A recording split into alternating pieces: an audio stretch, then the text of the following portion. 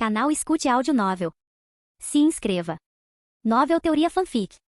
Fanfic One Piece, Demônio de Asas Negras. Capítulo 151. O grupo começou a especular sobre os destinos dos outros chapéus de palha, e a tensão finalmente diminuiu. Luffy, exausto, adormecera. E Nico Robin, a sobrevivente de Chara. Rayleigh virou-se para Robin, com um olhar profundo e pensativo. Ele parecia ter uma ideia das preocupações dela. Olhou para a bebida em seu copo. Talvez Chara e nós tenhamos nos precipitado demais. Posso te dar uma orientação, Robin. Qualquer coisa que você queira saber, eu posso te contar. Foi exatamente por isso que Ian salvou Robin. Seu destino original só teria aprofundado sua compreensão do século vazio. Com a linha do tempo alterada, era incerto se ela sequer encontraria Dragon e o exército revolucionário. Era melhor evitar esse risco. Ela permaneceria com Luffy, passando os próximos 2 anos sob a tutela de Rayleigh. Ao ouvir Chara, Robin arregalou os olhos e olhou para Rayleigh com um lampejo de esperança. Você sabe, por que Chara foi destruída? Chara foi destruída pelo governo mundial por decifrar os ponêglifos que revelaram a história proibida do século vazio, o intervalo de 100 anos que abrangeu de 900 a 800 anos atrás. Acredito que sim, respondeu Rayleigh, seus olhos encontrando os de Robin. Se está perguntando sobre o século vazio, sim, sabemos tudo sobre ele. Sabemos todos os segredos, incluindo o que se esconde em Log Tale. Robin cambaleou levemente, o peso da revelação a atingindo como um golpe físico. A verdade por trás da morte de sua mãe e da destruição de sua terra natal estava ao seu alcance. Era como se a busca a qual ela dedicara a vida tivesse se materializado repentinamente diante de seus olhos. Quer saber? Perguntou Rayleigh com um olhar intenso. Saber a verdade agora talvez não a beneficiasse, mas como membro dos piratas do Chapéu de Palha, ela acabaria descobrindo. Respirando fundo, Robin se recompôs e acenou para Rayleigh. Sinto muito, Rayleigh-san. Agradeço a oferta, mas recuso. Nem Rayleigh, Shaq nem Ian ficaram surpresos. Era a mesma resposta que Luffy e sua tripulação dariam. Eles buscavam desvendar os mistérios sozinhos, não que as respostas lhes fossem entregues. Agora tenho na cama em quem posso confiar. Quero descobrir a verdade junto com eles, explicou Robin com a voz firme. E quero agradecer a você, Ian, não só por me salvar do Crocodile, mas também por me ajudar a encontrar amigos tão maravilhosos. Eu estava apenas atendendo a um pedido. Mas tenho certeza de que você consegue sentir a preocupação daquele homem por você. A busca constante dele era a maneira dele de garantir a sua segurança. Almirante Aokiji, acho que terei uma dívida com ele para o resto da vida, refletiu Robin, seus pensamentos voltando aos encontros. Uma resolução recém-descoberta endureceu seu olhar. Falando nisso, o que aconteceu com aquela garotinha da marinha, a Tashigi? Você finalmente se cansou dela e a abandonou? Shaq provocou Ian, finalmente notando sua ausência. Ela está no Mar do Leste reencontrada com alguém que considera seu pai. Ela também optou por não participar dos próximos eventos. Sinceramente, é um pouco constrangedor. Eu nem segurei a mão dela. É quase vergonhoso. Os outros ficaram sem palavras. Ian, o mais forte e ainda assim, um novato em assuntos amorosos. Foi inesperado. 15 minutos se passaram desde a batalha de Ian com o almirante Kizaru. O caos no arquipélago de Sabaldi, embora ainda em curso, havia diminuído um pouco. Bosque 24. O local do confronto de Kizaru com as 3 supernovas. Droga, o que aconteceu hoje? Scratchman Apple, segurando a cabeça, gemeu de seu esconderijo em meio aos escombros. Aquele almirante está em outro nível. Não somos páreo para ele, concordou Uroji, o monge caído, encostando-se em uma pilha de escombros, recuperando o fôlego. Os ataques de Kizaru foram brutais. Uroji estremeceu. Mesmo com seu corpo incrivelmente resistente, levará mais de 1 hora para recuperar a consciência. Uma prova da gravidade de seus ferimentos. Capitão Hawkins, o que está fazendo? Está gravemente ferido. Por favor, pare de usar seus poderes, implorava a tripulação de Hawkins, com as vozes cheias de preocupação. Mas Basil Hawkins, o mágico, continuou seu ritual de adivinhação. Momentos depois, ele tirou uma carta e a virou. De novo. Hawkins olhou para o cartão, seu rosto pálido ficando pálido. Será que seriam atacados novamente? Corra! Saia daqui! Temos que ir. Minha adivinhação prevê um encontro com uma grande figura. A voz de Hawkins era urgente, seus olhos arregalados com uma mistura de medo e expectativa. Se as cartas previram isso, então estava destinado a acontecer. Mas quem seria essa figura poderosa? Um almirante da marinha? De jeito nenhum. Os almirantes já tinham ido embora. E então quem? Sua tripulação trocou olhares preocupados, com os corações batendo forte no peito. As adivinhações de Hawkins raramente estavam erradas. Se ele previu um encontro com uma figura poderosa, então era inevitável que acontecesse. A tensão pairava no ar. Hawkins continuou olhando para as cartas, contemplando seu próximo movimento. Estava prestes a realizar uma adivinhação em si mesmo, verificando se havia algum sinal de destruição iminente, quando sua tripulação de repente engasgou, com os olhos arregalados de descrença. Capitão Hawkins. Um deles gaguejou com a voz trêmula. Hawkins finalmente olhou para cima e seu sangue gelou. Não podia ser. Ele. Parado no meio da rua, uma figura vestida de branco se aproximava lentamente. Ele não caminhava especificamente em direção a Hawkins e sua equipe, mas sim passeava casualmente, aparentemente alheio à presença deles. À primeira vista, a figura não chamava a atenção, misturando-se à multidão de indivíduos estranhamente vestidos em Sabaldi. Parecia poderoso, mas nada fora do comum. Nem mesmo as multidões que passavam lhe davam atenção. Mas para piratas como Hawkins que aspiravam a entrar no Novo Mundo, sua presença era inconfundível. Um nome e título que ecoaram por toda a Grand Line. Ian, também conhecido como Demônio de Asas Negras, o homem que sozinho destruiu 2 equipes Yonko. Hawkins não conseguia acreditar no que via. Encontrar Ian ali em Sabaldi era ainda mais inacreditável do que encontrar o próprio Barba Branca. Os piratas que o reconheceram congelaram, seus corpos tremendo. Apesar da atitude despreocupada de Ian e da ausência de qualquer demonstração ostensiva de poder, sua mera presença exalava uma aura de domínio avassalador. A imagem diante deles correspondia às descrições nos relatórios de inteligência, e a constatação causou-lhes arrepios. Capitão Hawkins. Um dos membros de sua tripulação começou a falar, mas Hawkins o silenciou levantando a mão. Ele não está aqui por nós, mas minha adivinhação está descontrolada. Isso nunca aconteceu antes. Até Hawkins, o adivinho estoico, ficou abalado. Suas cartas, normalmente tão claras e previsíveis, agora eram uma bagunça caótica. Era como se o próprio destino tivesse sido distorcido, fraturado e tornado ilegível pela presença de Ian. Gotas de suor escorriam pela testa de Hawkins. O destino de um deus seria realmente incognoscível?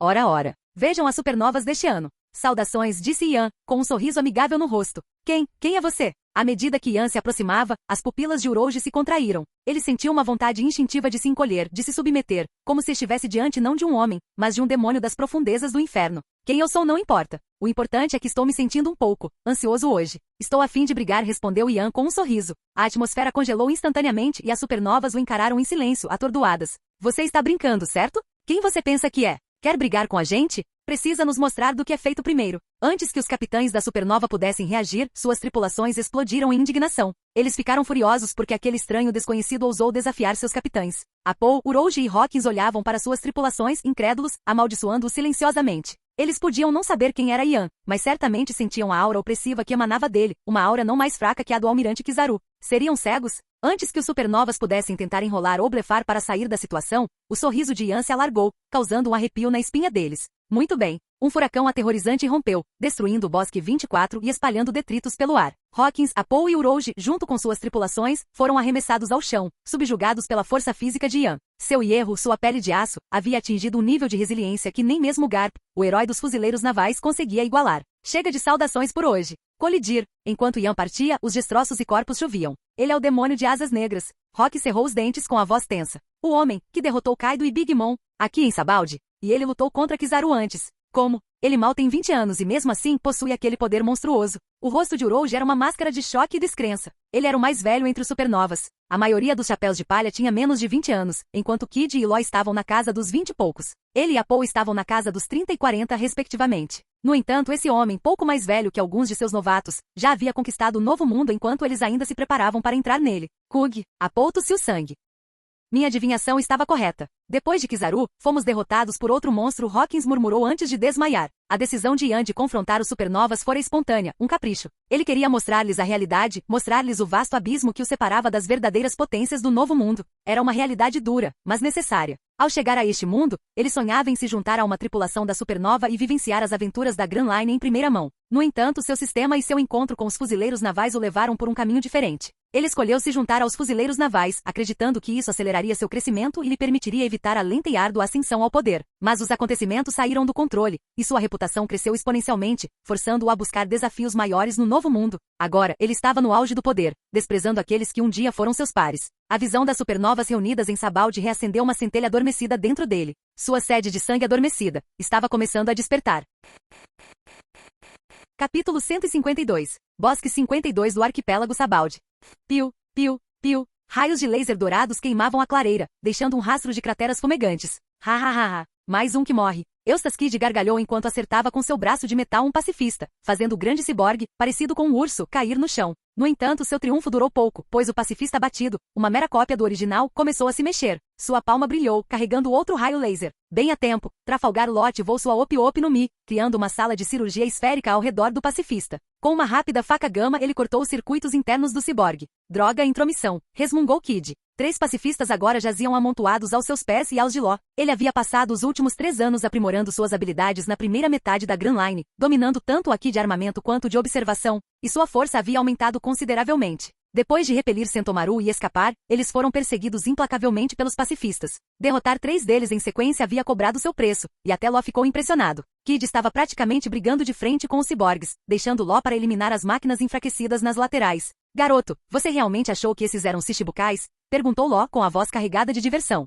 O garoto estreitou os olhos. O que você quer dizer? Vamos sair daqui. Explico depois. Tenho a sensação de que as coisas vão ficar complicadas em Sabald. Baque. Como se fosse um sinal, outro Bartolomeu Kuma despencou do céu, e a batalha recomeçou. Droga! Quantos desses tiranos Kumas existem? Gritou Kid frustrado. Mesmo que pudesse derrotá-los, sua resistência era limitada. 3 batalhas consecutivas o deixaram exausto. Ah, vamos morrer. Por que esses tiranos Kumas estão atrás da gente? Gritou Beppo, o navegador urso polar dos Piratas do Coração, com uma recompensa irrisória de 500 belis, correndo em círculos. Ciborgues produzidos em massa. O que o governo mundial está planejando com essas armas? Law refletiu, com a testa franzida, pensativo. Chegando. Killer, o braço direito de Kid com o rosto mascarado emoldurado por um cabelo selvagem estilo Super Saiyajin 3, avisou. O quarto pacifista ergueu as mãos, a boca escancarada, 3 raios laser disparando, mirando diretamente nas 3 supernovas. De repente um estrondo ensurdecedor sacudiu o bosque 52, fazendo o chão tremer violentamente. Uma ondulação se espalhou pelo ar, como se o próprio espaço tivesse sido distorcido, como uma pedra atirada em um lago parado. Um abismo enorme, com milhares de metros de comprimento, rasgou a terra, partindo em 2 um gigantesco manguezal Yarukiman. O ataque de laser do pacifista cessou abruptamente, e seu enorme corpo metálico explodiu para fora, espalhando detritos em todas as direções. O evento repentino e inesperado atordoou as 2 tripulações da supernova. No entanto, em vez de alívio, uma sensação de mau presságio os invadiu. Instintivamente eles sabiam que algo muito mais perigoso do que pacifistas ou tiranos Kumas espreitava por perto. Um silêncio pesado cobriu a clareira. Um único golpe de espada dividiu todo o bosque em 2. Os piratas olhavam com terror absoluto, os rostos pálidos de choque, como se tivessem visto um fantasma. Um único ataque. Não, de jeito nenhum. Capitão Kid. Os piratas Kid ficaram congelados, seus corpos rígidos de medo, incapazes de reunir coragem para fugir. Beppo ficou petrificado, todo seu ser paralisado em estado de choque. Com um grito de terror, ele desmaiou. Se foi real ou fingido, ninguém soube dizer. Os outros membros dos Piratas do Coração sentiram um arrepio na espinha, as testas cobertas de suor frio. Era como encontrar um fantasma no meio da noite. Ninguém conseguia falar. Ei, supernovas novatos! O que vocês estão olhando? Gritou uma voz de repente atrás deles, causando arrepios em suas espinhas. Eles se viraram, com os corpos tensos. Lá, sentado calmamente sobre uma pilha de escombros, estava Ian. Kid, Law e suas equipes estavam tensos, com os músculos tensos. Quem é você? Perguntou Kid. Deixe-me testar sua força. Killer desapareceu num borrão, reaparecendo atrás de Ian. Suas foices gêmeas, a do justiceiro, dispararam em direção ao pescoço de Ian.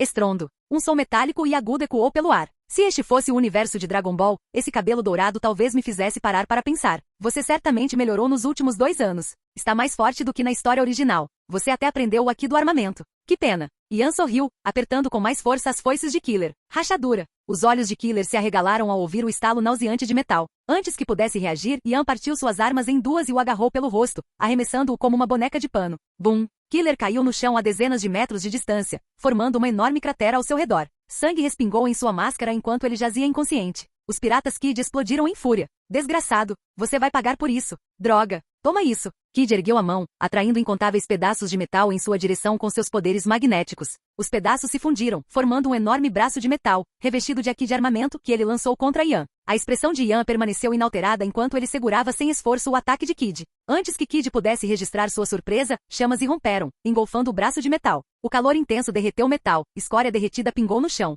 Um raio dourado crepitou sob as chamas, percorrendo o braço de metal e penetrando no corpo de Kid, carbonizando sua carne. Kid tossiu, cuspindo uma nuvem de fumaça preta enquanto caía de joelhos com o corpo fumegando. 2 supernovas, cada uma com recompensas superiores a 100 milhões, foram derrotadas num piscar de olhos. Os piratas restantes observavam em silêncio, atordoados, até mesmo os leais companheiros de Kid recuando, com a coragem abalada. Law respirou fundo, lutando para conter o medo. Trafalgar Law com uma recompensa de 200 milhões de belis. Ian se virou para Law, sua voz calma e comedida. Law permaneceu em silêncio desde a chegada de Ian, seus pensamentos escondidos atrás de uma máscara impassível. Ian não pareceu se importar com o silêncio de Law, continuando como se estivesse falando sozinho.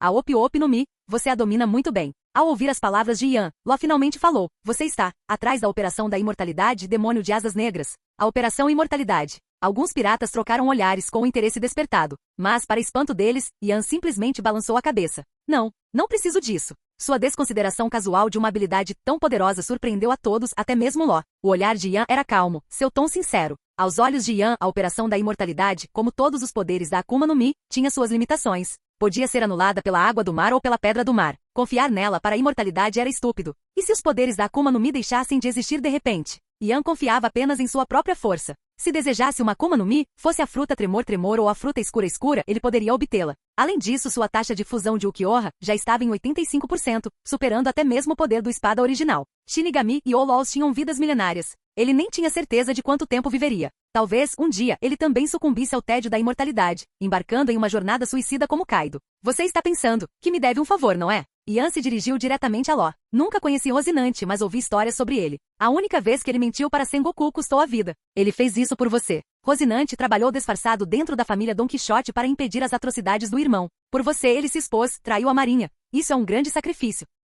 Law cerrou os punhos, cravando as unhas nas palmas das mãos com uma expressão indecifrável. Yan continuou. Depois disso, você obteve a Opi no Mi e dedicou sua vida a vingar Rocinante. Então um dia de repente você recebeu a notícia de que a família Don Quixote havia sido aniquilada. Law respirou fundo, sua expressão se acalmando. Sim, exatamente como você disse. Eu até questionei meu propósito de vida depois que Doflamingo se foi. Se eu realmente quisesse depender de outra pessoa, teria me juntado à marinha, seguindo os passos de Corazon. Mas no final, percebi que ele não gostaria disso, então desisti da ideia. Yan assentiu. Mas não há conexão direta entre esses dois eventos. Eu não destruí Doflamingo por você ou por Rocinante. Tínhamos contas a acertar. Eu só achei que ele merecia morrer. A vida dele foi trágica, sim, mas ele infligiu uma tragédia muito maior a inúmeros outros. Ele se vingou, mas continuou a escravizar e explorar pessoas. Então, nem pense em me dever nada. Além disso, duvido que você pudesse me oferecer algo de valor mesmo que quisesse. As palavras de Yan pairavam no ar, revelando um segredo de anos passados. Ninguém interrompeu, ou melhor, ninguém ousou interromper. Rocinante pode ter ido embora, continuou Yan, com a voz suave, mas seu trabalho não terminou.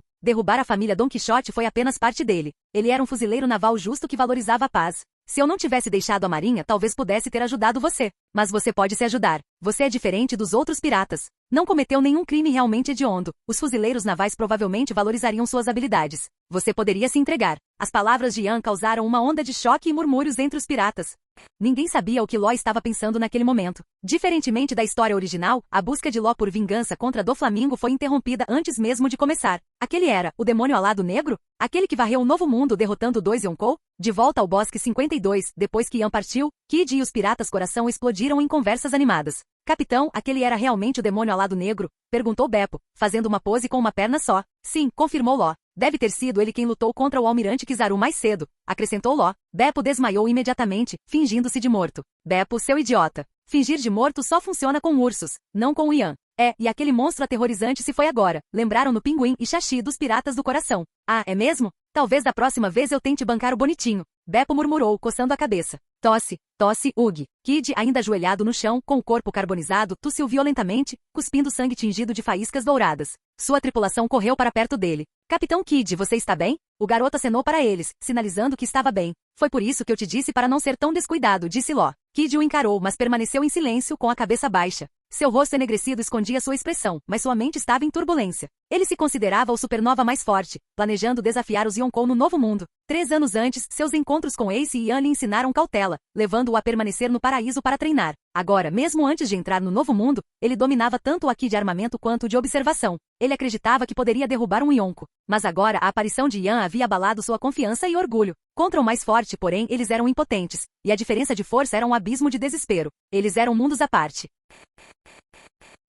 Capítulo 153. No mais alto cargo, o Gorosei Kong, o comandante em chefe do governo mundial, juntamente com o almirante da frota Sengoku, estavam envolvidos em uma reunião clandestina. Então, o plano geral está definido. Sengoku, deixamos os detalhes com você. Um dos Gorosei, trajando um manto branco esvoaçante e apoiado em sua espada, dirigiu-se a Sengoku. O almirante da frota sentiu com o rosto sério. Considere feito. A tensão palpável na sala diminuiu, e a atmosfera relaxou um pouco. Outro ancião, tomando um gole de sua xícara de chá, falou de repente. Qual é a situação no arquipélago de Sabaldi? Aquele chapéu de palha pode complicar as coisas se não for tratado adequadamente. A menção ao arquipélago de Sabaldi provocou uma mudança no clima da sala. Embora o próprio Luffy não representasse uma grande ameaça, as figuras que o cercavam, Garp e Dragon, possuíam imensa influência e poder. Muitos oficiais da marinha tinham uma dívida de gratidão com Garp, e Dragon, o líder do exército revolucionário, era um espinho constante em seus pés. Borsalino foi lá pessoalmente, disse Sengoku com um sorriso irônico. Acredito que ele seja o único que pode lidar com esta situação. Os Gorosei ficaram em silêncio. Kong, o ex-almirante da frota e atual comandante em chefe, balançou a cabeça. O pior cenário é o chapéu de palha escapar. Simplesmente não temos recursos para lidar com todos os pequenos problemas agora. Luffy, com uma recompensa de 300 milhões de belis, era um jogador secundário aos olhos deles. No entanto, ele representava um desafio único, como um ouriço espinhoso e difícil de lidar. Enquanto isso, o Notícias Co distribuía jornais com o anúncio da execução de Porgas de Ace pelo mundo todo. O mundo explodiu em alvoroço, todos os olhos se voltando para Ace e os piratas do Barba Branca. No mesmo dia em que a notícia se espalhou, o mar ficou agitado, refletindo as correntes turbulentas de expectativa e medo que varriam o mundo. Este é o começo da guerra. No quartel-general do Exército Revolucionário. Koala, segurando um jornal, correu para o escritório de Dragon. Lá dentro, Dragon e Sabó discutiam estratégias. Vendo o estado frenético de Koala, Dragon perguntou: "O que foi, Koala?" "Os fuzileiros navais estão se movimentando contra a Barba Branca." Koala gaguejou, então, seu olhar se voltando nervosamente para Sabó, acrescentou: "Porgas de Ace será executado publicamente em uma semana." "O quê?" A compostura de Sabó se despedaçou. Ao contrário da história original, Sabó havia recuperado suas memórias antes, graças à intervenção de Ian, mas ainda não havia se reunido com Luffy e Ace. A notícia da execução iminente de Ace o atingiu como um raio. "Acalme-se, Sabó", disse Dragon, com a voz firme apesar da própria surpresa. Ele franziu a testa, virando-se para Koala. "Como essa decisão foi tomada?" "A execução pública de Ace." Dragon estava bem ciente do vínculo entre Sabó, Ace e Luffy. Ele também sabia da linhagem de Ace e de como Garp o tratava como seu próprio neto. Os relacionamentos entrelaçados criaram uma situação volátil e complexa. Dragon-san. Sabó ficou parado, punhos cerrados, olhos ardendo de determinação. Mesmo sem o apoio de Dragon, ele iria salvar Ace. Dragon respirou fundo, seu olhar encontrando o de Sabó. "Não precisa se apressar. Temos uma semana. Esta situação não é tão simples quanto parece." No entanto, alguém previu isso e ofereceu uma solução. Ele disse que nossa oportunidade de desafiar o governo mundial chegaria. Parece que a execução de Ace é esse catalisador. Como seu irmão e do Luffy, nem Barba Branca, nem Shanks, nem nós ficaremos de braços cruzados. Embora isso signifique outro inimigo, o próprio governo mundial. Só os fuzileiros navais têm a força de 2 tripulações Yonko. Mesmo com o poder combinado de 3 tripulações Yonko, a vitória é incerta. No entanto, com o envolvimento dele, as coisas se tornam ainda mais.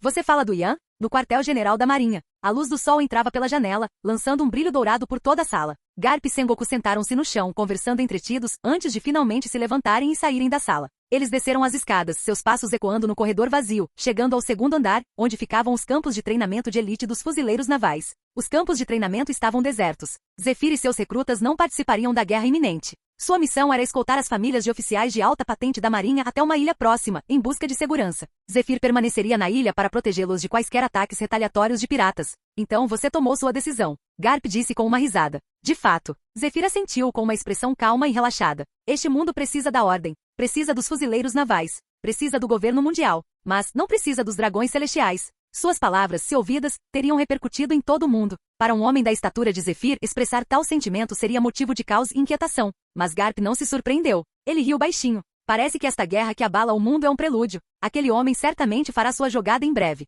Garp suspirou. Zephyr tomou um gole de chá. "Isso é assunto para outra hora. Falando nisso, assim que Luffy souber de Ace, ele provavelmente tentará invadir Impel Down. Aquele garoto tem muitas qualidades boas, mas ele tende a assumir mais do que pode suportar. Aquele pirralho." Garp sabia que Zephyr falava a verdade. Conhecendo Luffy, no momento em que soube da prisão de Ace, ele se lançaria de cabeça em Impel Down sem pensar 2 vezes. Ele até ousara socar um dragão celestial. O que ele não faria pelo irmão? Ele é descuidado, resmungou Garp, sacudindo o punho em frustração. Zephyr sorriu. "Quem fala é você. Se bem me lembro, você desrespeitou as ordens de Kong mais vezes do que consigo contar."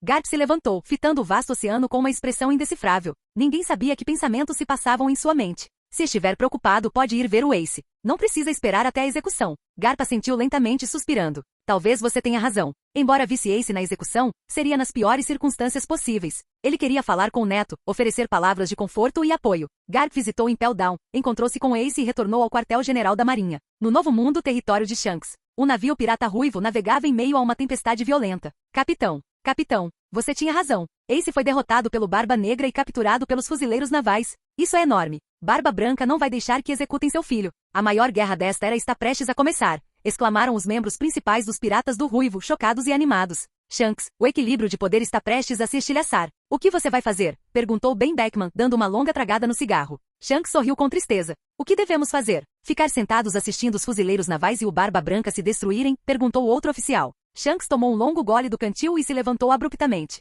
"Como podemos ficar de braços cruzados durante um conflito tão monumental?" Ele abriu os braços, liberando seu haki do conquistador, preenchendo o ar com sua presença imponente. Sua tripulação o olhou com reverência. "Vamos começar a maior guerra que o mundo já viu." Seus pensamentos voltaram ao encontro com Barba Branca, logo depois que Ace partiu para perseguir Barba Negra. "Lutei inúmeras batalhas, carreguei inúmeras cicatrizes. No entanto, a única ferida que ainda dói é esta no meu olho esquerdo, infligida pelo seu companheiro de tripulação, Barba Negra. Eu não fui descuidado. Você entende o que eu quero dizer, Barba Branca?" Shanks apontou para as 3 cicatrizes em seu olho esquerdo. "Aquele homem está esperando o momento certo, não disputando a posição de capitão ou buscando fama. Ele está se escondendo na sombra da sua reputação, reunindo forças. Eventualmente, ele almejará o topo. Ele virá para o seu lugar." A expressão de Barba Branca permaneceu inalterada com um brilho de raiva nos olhos. "E o que você quer que eu faça? É isso que importa. Parem o Ace." Ele é jovem, mas já é o comandante da sua segunda divisão. Ele é forte, eu sei disso. Mas este não é o momento para eles se confrontarem. Digam a ele para deixar o Teaz em paz. Shanks falou com um tom sério.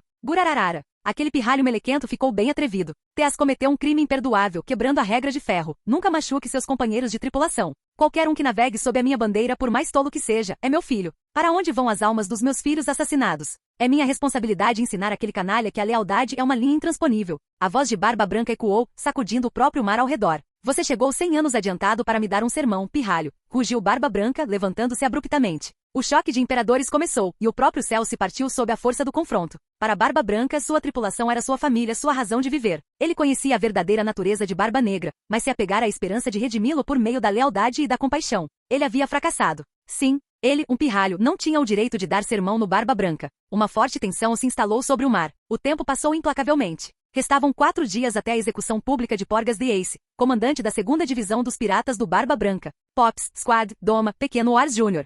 Todos estão animados para resgatar Ace. Os navios mais rápidos já estão se aproximando da headline, relatou Josu com um sorriso. Gurararara. Bons meninos, não são? Barba Branca riu com vontade, mas seu coração estava pesado. Não podemos ficar para trás, disse Vista com um sorriso. Marco, o comandante da primeira divisão, abriu a boca para falar, com o rosto marcado pela preocupação. Após o recente incidente em Wano, Barba Branca enfrentou Big Mom e Kaido por horas. Embora os tivesse repelido, as batalhas haviam afetado seu corpo já debilitado. Ele precisaria de anos para se recuperar completamente, mesmo com as propriedades restauradoras do Sake de Yan, que havia curado completamente tanto ele quanto Shanks. Mas agora eles enfrentavam uma ameaça ainda maior, os fuzileiros navais. Eles não perderiam a oportunidade de atacar. Como Shanks havia alertado, o equilíbrio de poder havia mudado. Zephyr havia retornado ao quartel-general da Marinha. O que houve, Marco? Você duvida da minha força? Perguntou Barba Branca. Pai, para mim você é o mais forte, claro. Eu só estava pensando se deveríamos contatar a Iori e os outros. O samurai pode ser um recurso valioso e Shanks, ele conhecia o Roger. Talvez. Marco perdeu o fio da voz quando Barba Branca o interrompeu com um aceno de mão.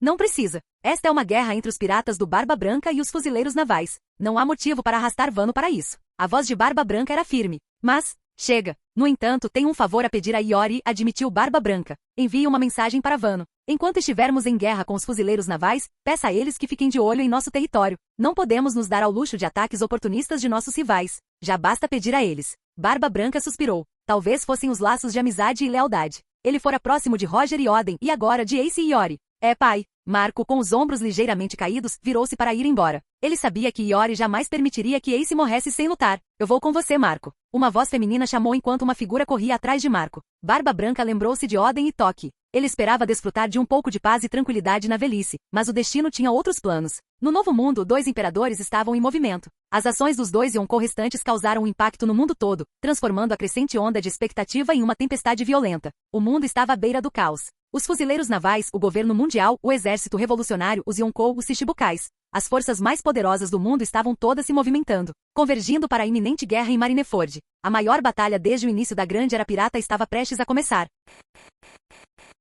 Capítulo 154. O bar de extorsão da Shaq estava silencioso. A própria Shaq estava encostada no balcão, limpando os copos com um suspiro entediado. Dias sem clientes eram lentos, e seu olhar se desviou para o jornal à sua frente. Então, vamos esperar até que essa guerra acabe. Nos últimos 6 dias, Luffy, revigorado pela notícia de que sua tripulação estava viva, não ficará parado. Humilhado pelos encontros com Kizaru e Kuma, estava determinado a se fortalecer. No dia em que deixou o arquipélago de Sabaody, pediu a Hyleg que o treinasse, um pedido que o ex-oficial dos piratas do Roger aceitou prontamente. Hyleg começou a ensinar a Luffy as 3 formas de Haki. Somado ao talento natural de luta de Luffy, ele rapidamente aprendeu o básico e conseguia até ativá-las esporadicamente, embora com baixa taxa de sucesso. Era um começo. Shaq, voltamos. Me traz uma bebida, anunciou Hyleg sentando-se no balcão. Seus olhos percorreram o jornal e pousaram em uma manchete que gritava, notícias de última hora. Grandes notícias, hein? O que está acontecendo lá no mar? Perguntou Hyleg com um sorriso. Shaq ergueu uma sobrancelha. Você não sabe? Estive ocupado treinando o Luffy a semana toda. Hyleg pegou o jornal. Enquanto lia, seus olhos se arregalaram e ele soltou um assobio baixo.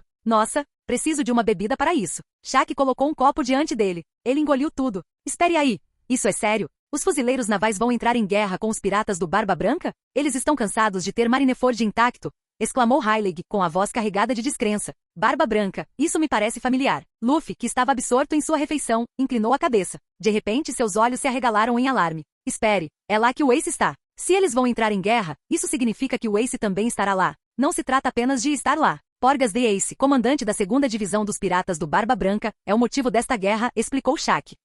O que aconteceu com o Ace? Perguntou Luffy, com a voz cheia de preocupação. Ace dos Punhos de Fogo foi capturado pelos fuzileiros navais. Sua execução está marcada para daqui a 3 dias, respondeu Shaq. Diga a Luffy qual é a sua relação com o Ace dos Punhos de Fogo. Por que você pergunta? Shaq parou de falar, notando que Luffy havia deixado cair sua carne com osso. Seu rosto pálido de um medo que ela não tinha visto nem mesmo durante a crise dos chapéus de palha 6 dias antes. Era um contraste gritante com seu comportamento despreocupado de sempre. Ace é meu irmão. Shaq e Rayleigh trocaram olhares surpresos. Isso era novidade para eles. Luffy começou a soluçar com a voz embargada de emoção. Ace é tão forte. Como os fuzileiros navais puderam capturá-lo? Ele choramingou, devastado pela notícia. Ace Punhos de Fogo, seu irmão. Bem, isso é certamente inesperado, disse Shaq atordoado. Luffy, não se preocupe. Tenho certeza de que seu irmão ficará bem, assim como seus amigos, Shaq disse suavemente, puxando Luffy para um abraço reconfortante. Seus instintos maternais se manifestaram ao ver o jovem pirata perturbado. Mas...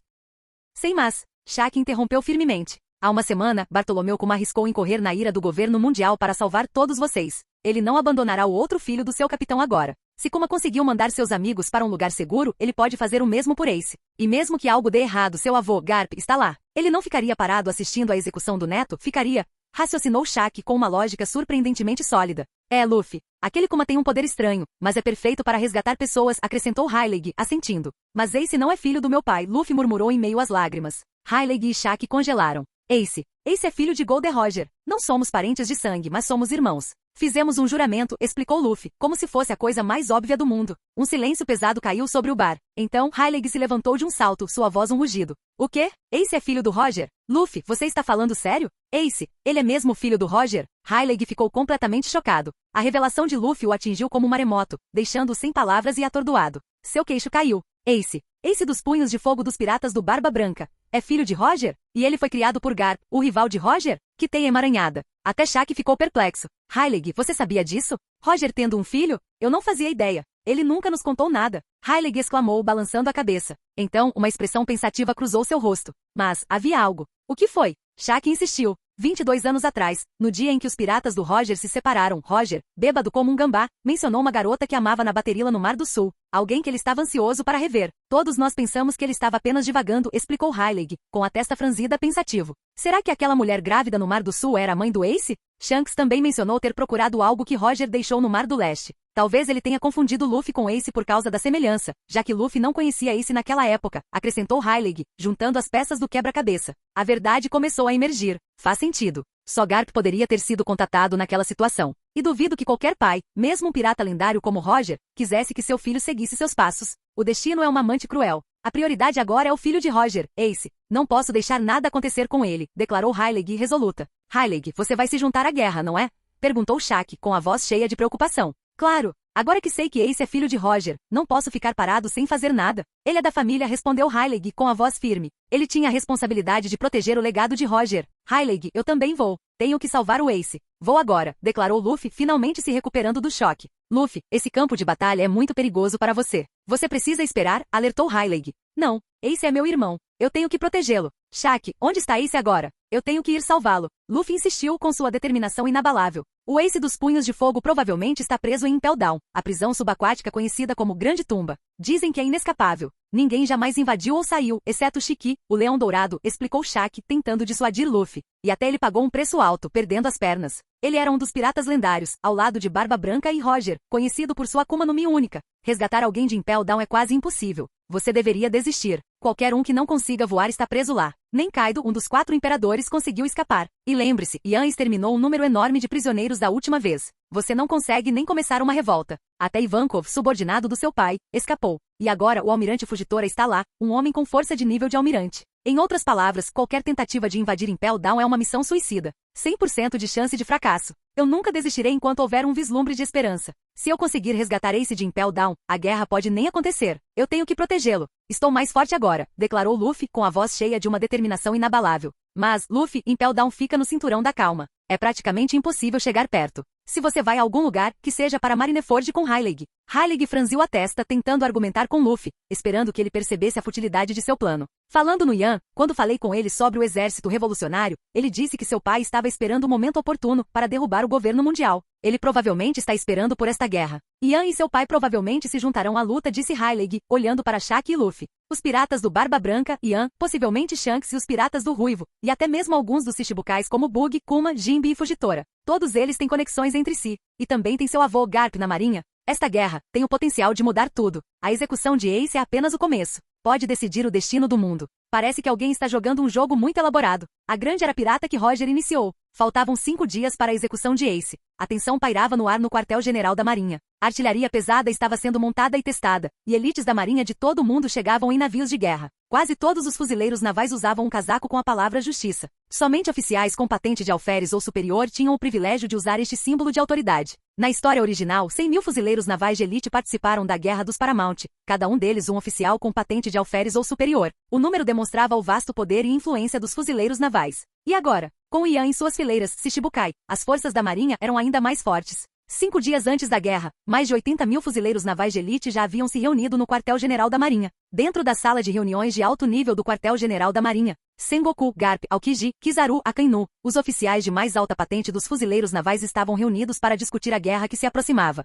Apesar da esmagadora vantagem numérica, Sengoku não podia se dar ao luxo de ser descuidado. Shanks, outro dos 4 imperadores, também estava se movimentando. Eles poderiam enfrentar mais do que apenas Barba Branca. E mesmo que fossem apenas os piratas do Barba Branca, eles eram uma força a ser reconhecida. Sengoku, um veterano de incontáveis batalhas contra Barba Branca, conhecia muito bem o poder aterrorizante do velho pirata. Garp permaneceu em silêncio durante toda a reunião, sem dormir nem falar. Aokiji, Akainu e os outros almirantes tinham expressões sombrias. Até Kizaru, normalmente tranquilo e indiferente, parecia extraordinariamente sério. Apenas Garp e Tsuru, o estrategista, permaneceram calmos. O olhar de Tsuru era sereno, como se já tivesse previsto o resultado. Os olhos de Garp, no entanto, estavam repletos de uma emoção profunda e indecifrável. Ele parecia dividido entre a família e a justiça. Enquanto isso, 10.000 metros abaixo da superfície, na fantástica ilha de Ilha dos Tritões, tripulações piratas que esperavam passar pela Ilha dos Homens-Peixe a caminho do Novo Mundo foram informadas ao chegar que a ilha estava bloqueada. Nenhum navio tinha permissão para sair. Normalmente, os piratas ferozmente independentes jamais tolerariam tais restrições. Eles viam os homens-peixe como meros animais, e tal decreto teria desencadeado uma revolta violenta.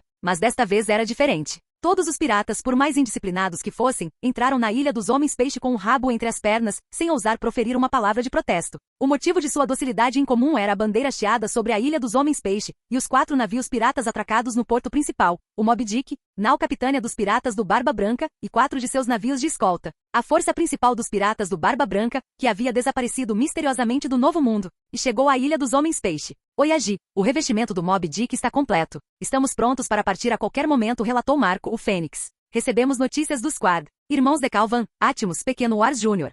Todas as 43 tripulações aliadas cruzaram a Red Line em segurança e chegaram a Fold Valten. Estão aguardando seu comando, relataram Josué e Vista. Gurararara. Que bando de bons filhos. Não posso deixá-lo se adiantar ao velho. Marco, avise a todos para embarcarem. Estamos zarpando, bradou Barba Branca, sua risada ecoando pela ilha. O Moby Dick e seus navios de escolta começaram a se mover. Dentro do Palácio Ryugu, boa viagem, Barba Branca Oyagi. Que a sorte o favoreça na batalha. O rei Netuno e a realeza da Ilha dos Homens-Peixe curvaram-se profundamente diante do Barba Branca que partia, expressando sua gratidão por seus 20 anos de proteção. Marco estava no convés do Moby Dick, de braços cruzados. À frente estava o próprio Barba Branca, Edward Neugat. Embora soubesse que a batalha poderia não terminar bem, ele não se esquivaria. Ele era Barba Branca, um dos 4 imperadores. Os espíritos de Marco e dos outros comandantes estavam ligados ao de Barba Branca, nenhum demonstrava medo ou hesitação. Quartel-General da Marinha? E daí? Anos atrás, Shiki, o Leão Dourado, destruiu sozinho metade de Marineford. Agora a maré havia virado, e eles fariam o mesmo. Barba Branca permaneceu firme, seu bisento firmemente agarrado na mão. O vento agitava seu casaco de capitão, estampado com a Jolly Roger dos piratas do Barba Branca. Jinbei estava entre a tripulação. Ele não podia pedir à Ilha dos Homens-Peixe ou ao seu povo que se juntasse à luta de Barba Branca contra os fuzileiros navais, isso só os arruinaria. Mas ele próprio não tinha medo. Tinha uma dívida com Barba Branca por proteger a Ilha dos Homens-Peixe, e a pagaria com a própria vida. Ele sabia que Impel Down era uma causa perdida, então apostou sua vida para se juntar a essa batalha, acontecesse o que acontecesse. Capítulo 155. À medida que o evento monumental se desenrolava, uma sombra se projetava sobre o mar, uma tensão palpável dominando o mundo. Restavam 9 horas até a execução pública de Ace dos Punhos de Fogo, comandante da 2ª Divisão dos Piratas do Barba Branca. Do outro lado dos 4 mares, da Grand Line e do Novo Mundo, inúmeras pessoas prenderam a respiração, com medo e expectativa misturados no ar. Entre os incontáveis piratas que navegavam pelos mares, Barba Branca estava no ápice, o rei indiscutível. Agora, após anos de relativa tranquilidade, esse titã dos mares havia despertado. Para que lado o mundo vai virar? Vitória ou derrota? Seja como for, esta tempestade que se aproxima, é o momento perfeito para zarparmos. Será que Barba Branca realmente aparecerá? Só, para um único membro da tripulação? Ele vai. Barba Branca não é de abandonar os seus. A guerra é inevitável. Quem ascenderá para reivindicar o trono nesta era caótica? O território de Barba Branca no Novo Mundo está deserto. O Moby Dick e seus infames comandantes não estão à vista. Parece que já entraram na primeira metade da Grand Line. Hahaha, quem pode ter certeza? Vamos apenas assistir. A maior batalha desta era está prestes a começar. Marineford. 120.000 fuzileiros navais de elite estavam reunidos na vasta praça em frente à Fortaleza da Marinha, uma demonstração de poderio militar sem precedentes na história do quartel-general da Marinha. Esta era a fortaleza mais formidável do mundo, uma fortaleza construída de ferro e aço, uma prova do poder inabalável dos fuzileiros navais. Do lado de fora do porto, inúmeros navios de guerra formavam um formidável semicírculo, com seus conveses repletos de fuzileiros navais ocupados carregando canhões e explosivos. Restavam 3 horas até a execução de Ace do Punho de Fogo. Dentro do porto, a tensão pairava no ar. Não baixe a guarda. Aconteça o que acontecer, só nos restam 3 horas. Até lá, tudo terá acabado. Um vice-almirante gigante, com sua voz ecoando pela praça, montava guarda diante da plataforma de execução. Um rugido retumbante irrompeu dos fuzileiros navais reunidos, uma onda de som varreu a praça enquanto eles erguiam suas espadas e baionetas em uníssono, suas vozes ecoando sua determinação inabalável. Entre eles estavam Somer, Ain Tashigi, inúmeros rostos familiares, suas expressões uma mistura de determinação, frieza e feroz expectativa. À medida que os gritos dos fuzileiros navais alcançavam o ápice, 3 figuras emergiram da fortaleza, silenciando a multidão. Todos os olhares se voltaram para as figuras que se aproximavam. Os almirantes Aokiji, Kizaru e Akainu, com sua presença inspirando respeito e admiração, entraram na praça. Seus característicos casacos da justiça, cada um de uma cor diferente, ondulavam com a brisa do mar enquanto se dirigiam à plataforma de execução. 3 cadeiras os aguardavam. Aokiji e Kizaru sentaram-se de cada lado, enquanto Akainu, com o rosto parcialmente escondido pela aba do cap da marinha, sentou-se no centro. Os olhares dos fuzileiros reunidos, dos recrutas mais humildes aos veteranos vice-almirantes, eram repletos de reverência e admiração. Com a chegada dos 3 almirantes, os preparativos dos fuzileiros navais estavam completos. Após a queda de 2 tripulações Yonkou, o controle do governo mundial sobre o Novo Mundo enfraqueceu consideravelmente. O sistema Shichibukai estava praticamente extinto, e o governo mundial emitiu uma convocação simbólica aos Shichibukais, esperando pouca resposta. Para sua surpresa, vários Shichibukais atenderam ao chamado. Esse acontecimento inesperado intrigou o governo mundial e o almirante da frota Sengoku. Teriam os Shichibukais medo do desespero do governo mundial, temendo represálias após a guerra? Estariam eles buscando demonstrar sua lealdade? Seus motivos permaneciam obscuros, mas sua presença era inegável.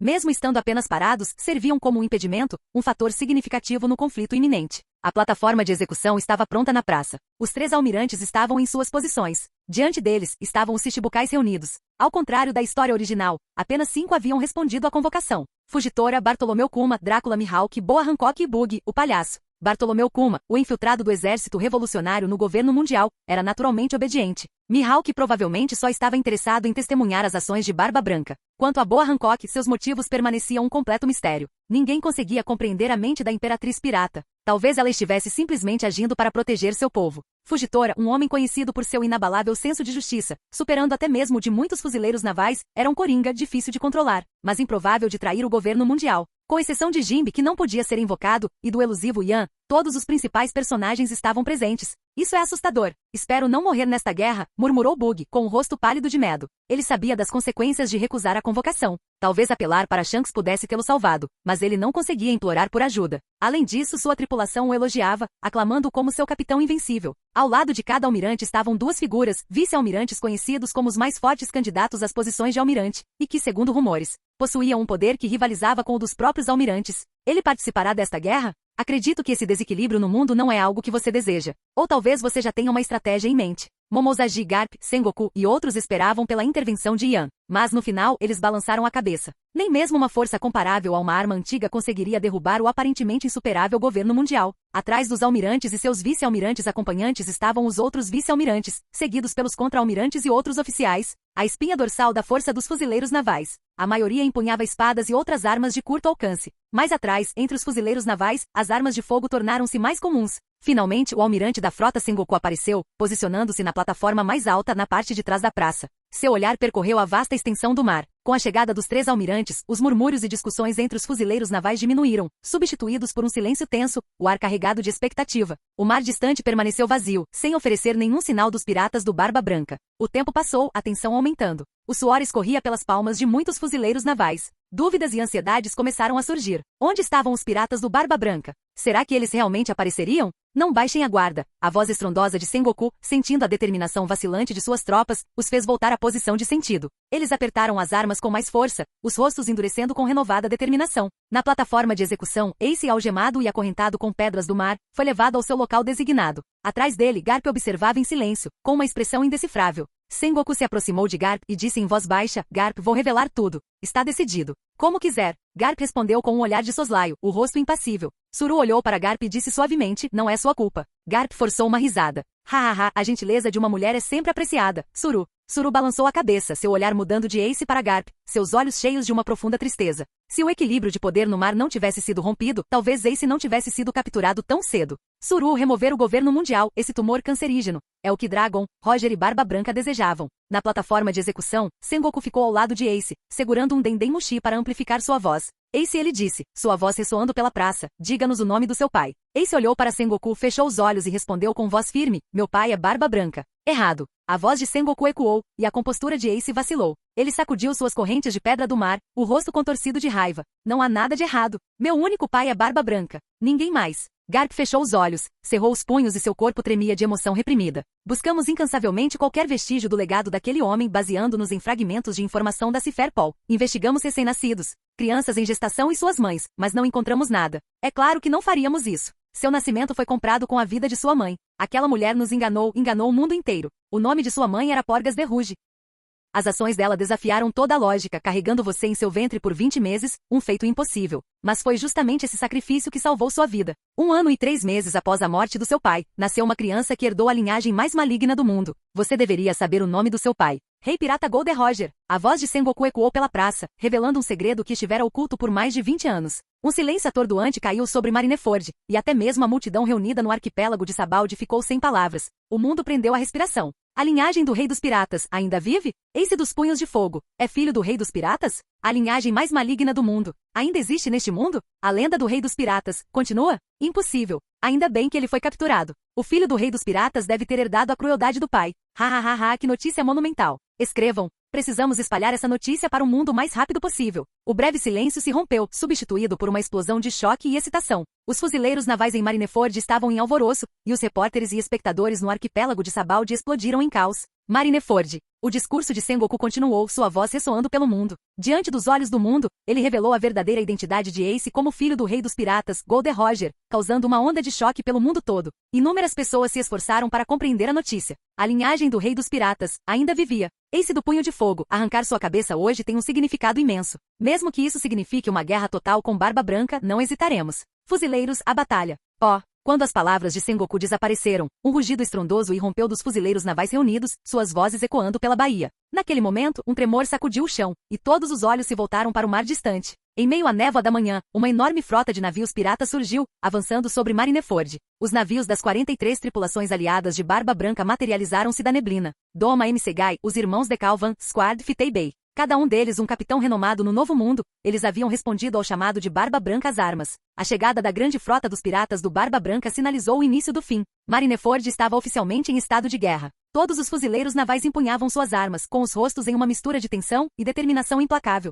Ace, observando a frota se aproximando da plataforma de execução, cerrou os dentes. Na plataforma abaixo, Sengoku franziu a testa enquanto observava os navios que se aproximavam. Onde está Barba Branca? De repente, bolhas irromperam da água no centro da baía em forma de crescente. Enquanto a atenção dos fuzileiros navais se concentrava na frota pirata que se aproximava, uma reviravolta surpreendente aconteceu. Um enorme redemoinho se formou na baía, como se uma criatura colossal estivesse prestes a emergir. Espere um minuto. Eles estão planejando aparecer de algum lugar inesperado, exclamou surpreso o candidato ao almirante Shatton. Parece que o navio capitânia deles está revestida e eles pretendem se infiltrar na baía por baixo, observou calmamente o vice-almirante Tsuru. Como se para confirmar suas palavras, o enorme navio em forma de baleia, o Moby Dick, irrompeu da água. Em pé sobre a cabeça achatada da baleia sorridente, uma figura imponente empunhando um bisento exalava uma aura de domínio incomparável. Seu bigode em forma de crescente era inconfundível. Ele era o pirata lendário que navegava pelos mares desde a era anterior, ou melhor, desde a era de Rox de Shebeck. Yonkou, Barba Branca, Edward Neugat. Marco. Todos os 14 comandantes de divisão estão presentes. Um oficial da marinha, com a voz trêmula de tensão, abaixou o binóculo. Um silêncio repentino caiu sobre Marineford. Embora nenhum ataque tivesse sido lançado, o iminente choque de titãs criou uma tensão palpável que pairava pesada no ar. A atmosfera crepitava de expectativa, o próprio ar ficava denso e opressivo, dificultando a respiração. Em meio a essa tensão sufocante, um clã rítmico ecoou do Moby Dick, atraindo todos os olhares para o navio. O som de passos lentos e deliberados acompanhava o clang metálico, o andar inconfundível do próprio Barba Branca. Na vanguarda das forças da marinha, as expressões de Aokiji, Kizaru e Akainu endureceram. Eles se endireitaram em seus assentos, levantando ligeiramente as abas dos chapéus. A cada passo e estrondo, Barba Branca, segurando firmemente seu bizento, avançava para a frente do convés. Ele observava os fuzileiros reunidos com um olhar desprovido de medo. Sengoku, ele rugiu, sua voz ecoando pela baía. Faz décadas, não é? Gurararara. Parece que você cuidou bem do meu amado filho na minha ausência. Seu olhar percorreu os fuzileiros navais reunidos, finalmente pousando em Sengoku, de pé na plataforma de execução. Os piratas do Barba Branca chegaram. Canal Escute Áudio Novel. Capítulo 156. Barba Branca. Sengoku olhou feio para a figura que se aproximava. Barba Branca, com um leve sorriso irônico nos lábios, permaneceu inabalável. Diante de todo o poderio do quartel-general da Marinha, ele exalava o espírito indomável de um homem que governara os mares por 2 eras. Sua presença impunha respeito. Meu amado filho, espero que ele esteja bem. Ace, com os dentes cerrados, lutou para conter suas emoções enquanto chamava Barba Branca e sua tripulação. Pai, pessoal, fui eu quem ignorou seus avisos e fugiu sozinho. Por que você não me deixou morrer? Tat, o comandante da 4ª divisão dos piratas do Barba Branca, havia obtido a fruta escura, um poder que Barba Negra almejava. Motivado pela avareza, Barba Negra assassinou Tet, roubou a fruta e traiu os piratas do Barba Branca. Teat, como membro da 2ª divisão de Ace, havia despertado a fúria deste. Ignorando as consequências e os apelos de Barba Branca, Ace perseguiu Barba Negra de forma imprudente, sofrendo derrota e captura pelos fuzileiros navais. Não, foi minha decisão deixar você ir. Fiel à história original, Barba Branca assumiu a culpa pelas ações de Ace. Aos seus olhos, Ace era seu filho, sua família. Contanto que não prejudicasse seus companheiros de tripulação como Barba Negra, Barba Branca aceitaria qualquer uma de suas escolhas. Seus comandantes compartilhavam o mesmo sentimento. Apesar da impulsividade de Ace ter levado à crise atual, eles ainda o consideravam um dos seus. Você também o ouviu, Marco?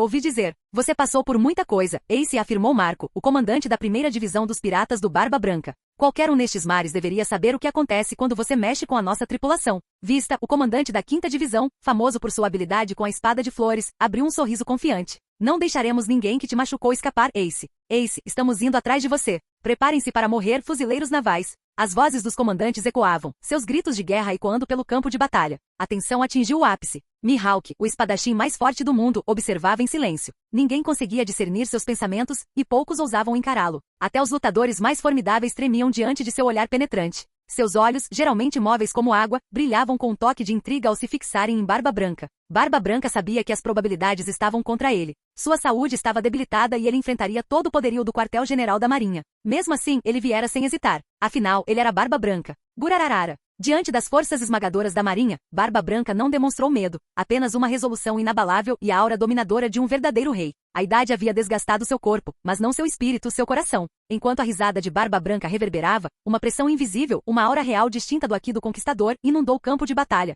perturbando até os fuzileiros mais calejados. Barba Branca bateu seu bizento no chão, cruzou os braços e os estendeu abruptamente. O ar estalou e se estilhaçou como vidro. A força da onda de choque fez muitos cambalearem, com os rostos contorcidos de medo. O que foi isso? O próprio ar rachou? O nível da água está estranho. Enquanto os fuzileiros navais observavam com apreensão, o mar ao redor de Marineford começou a recuar rapidamente, criando uma atmosfera ameaçadora de desgraça iminente. Momentos depois, o chão tremeu violentamente e um rugido ensurdecedor ecoou pela baía. Todos os olhares se voltaram para o céu quando 2 paredes colossais de água, elevando-se como ondas gigantes, convergiram para Marineford de ambos os lados. O poder tremorizador de Barba Branca, canalizado para o mar, havia gerado essas ondas monstruosas. A água, forçada a recuar por seu ataque, agora retornava com uma força aterradora. Os Shichibukais e alguns dos vice-almirantes permaneceram impassíveis, mas os rostos dos outros fuzileiros navais empalideceram de medo. As 2 ondas gigantescas desabaram, ameaçando engolir Marineford por completo. Era como se os próprios céus estivessem desabando. O terror tomou conta dos corações de inúmeros fuzileiros navais, seus corpos encharcados de suor frio.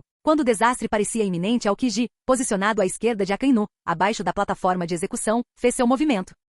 Com uma explosão de velocidade, ele surgiu acima de Marineford, interceptando as ondas imponentes. Suas mãos se transformaram em gelo, e 2 enormes lanças de gelo se estenderam de suas palmas, perfurando as paredes de água que se aproximavam. A Era do Gelo. Num instante, uma onda gelada emanou, congelando as ondas colossais. O dilúvio iminente transformou-se em 2 imponentes paredes de gelo, ladeando Marineford de cada lado. Estamos salvos. Almirante Kuzan. Inúmeros fuzileiros navais olhavam para Aokiji, suspenso no ar, com os olhos cheios de admiração e reverência. Barba Branca, olhando para Aokiji, gritou: Kuzan, seu pirralho. Na época em que Garp enfrentou Barba Branca e Roger, Kuzan era um mero subordinado. Aos olhos de Barba Branca, ele ainda era apenas uma criança. Mas anos se passaram, e Kuzan ascendeu ao posto de almirante. Sem se deixar abater pela presença imponente de Barba Branca, Kuzan o encarou, respirou fundo e estendeu a mão. 2 lanças de gelo se materializaram diante dele e dispararam em direção a Barba Branca. Lança de gelo. Barba Branca desviou do ataque com um grunhido e lançou um contra-ataque, seu punho golpeando o ar como se atingisse uma barreira invisível. A atmosfera rachou e se dobrou sob a força do golpe. Uma onda de choque se espalhou, destruindo os projéteis de gelo antes que pudessem alcançá-lo. A força continuou, atingindo o próprio Kuzan.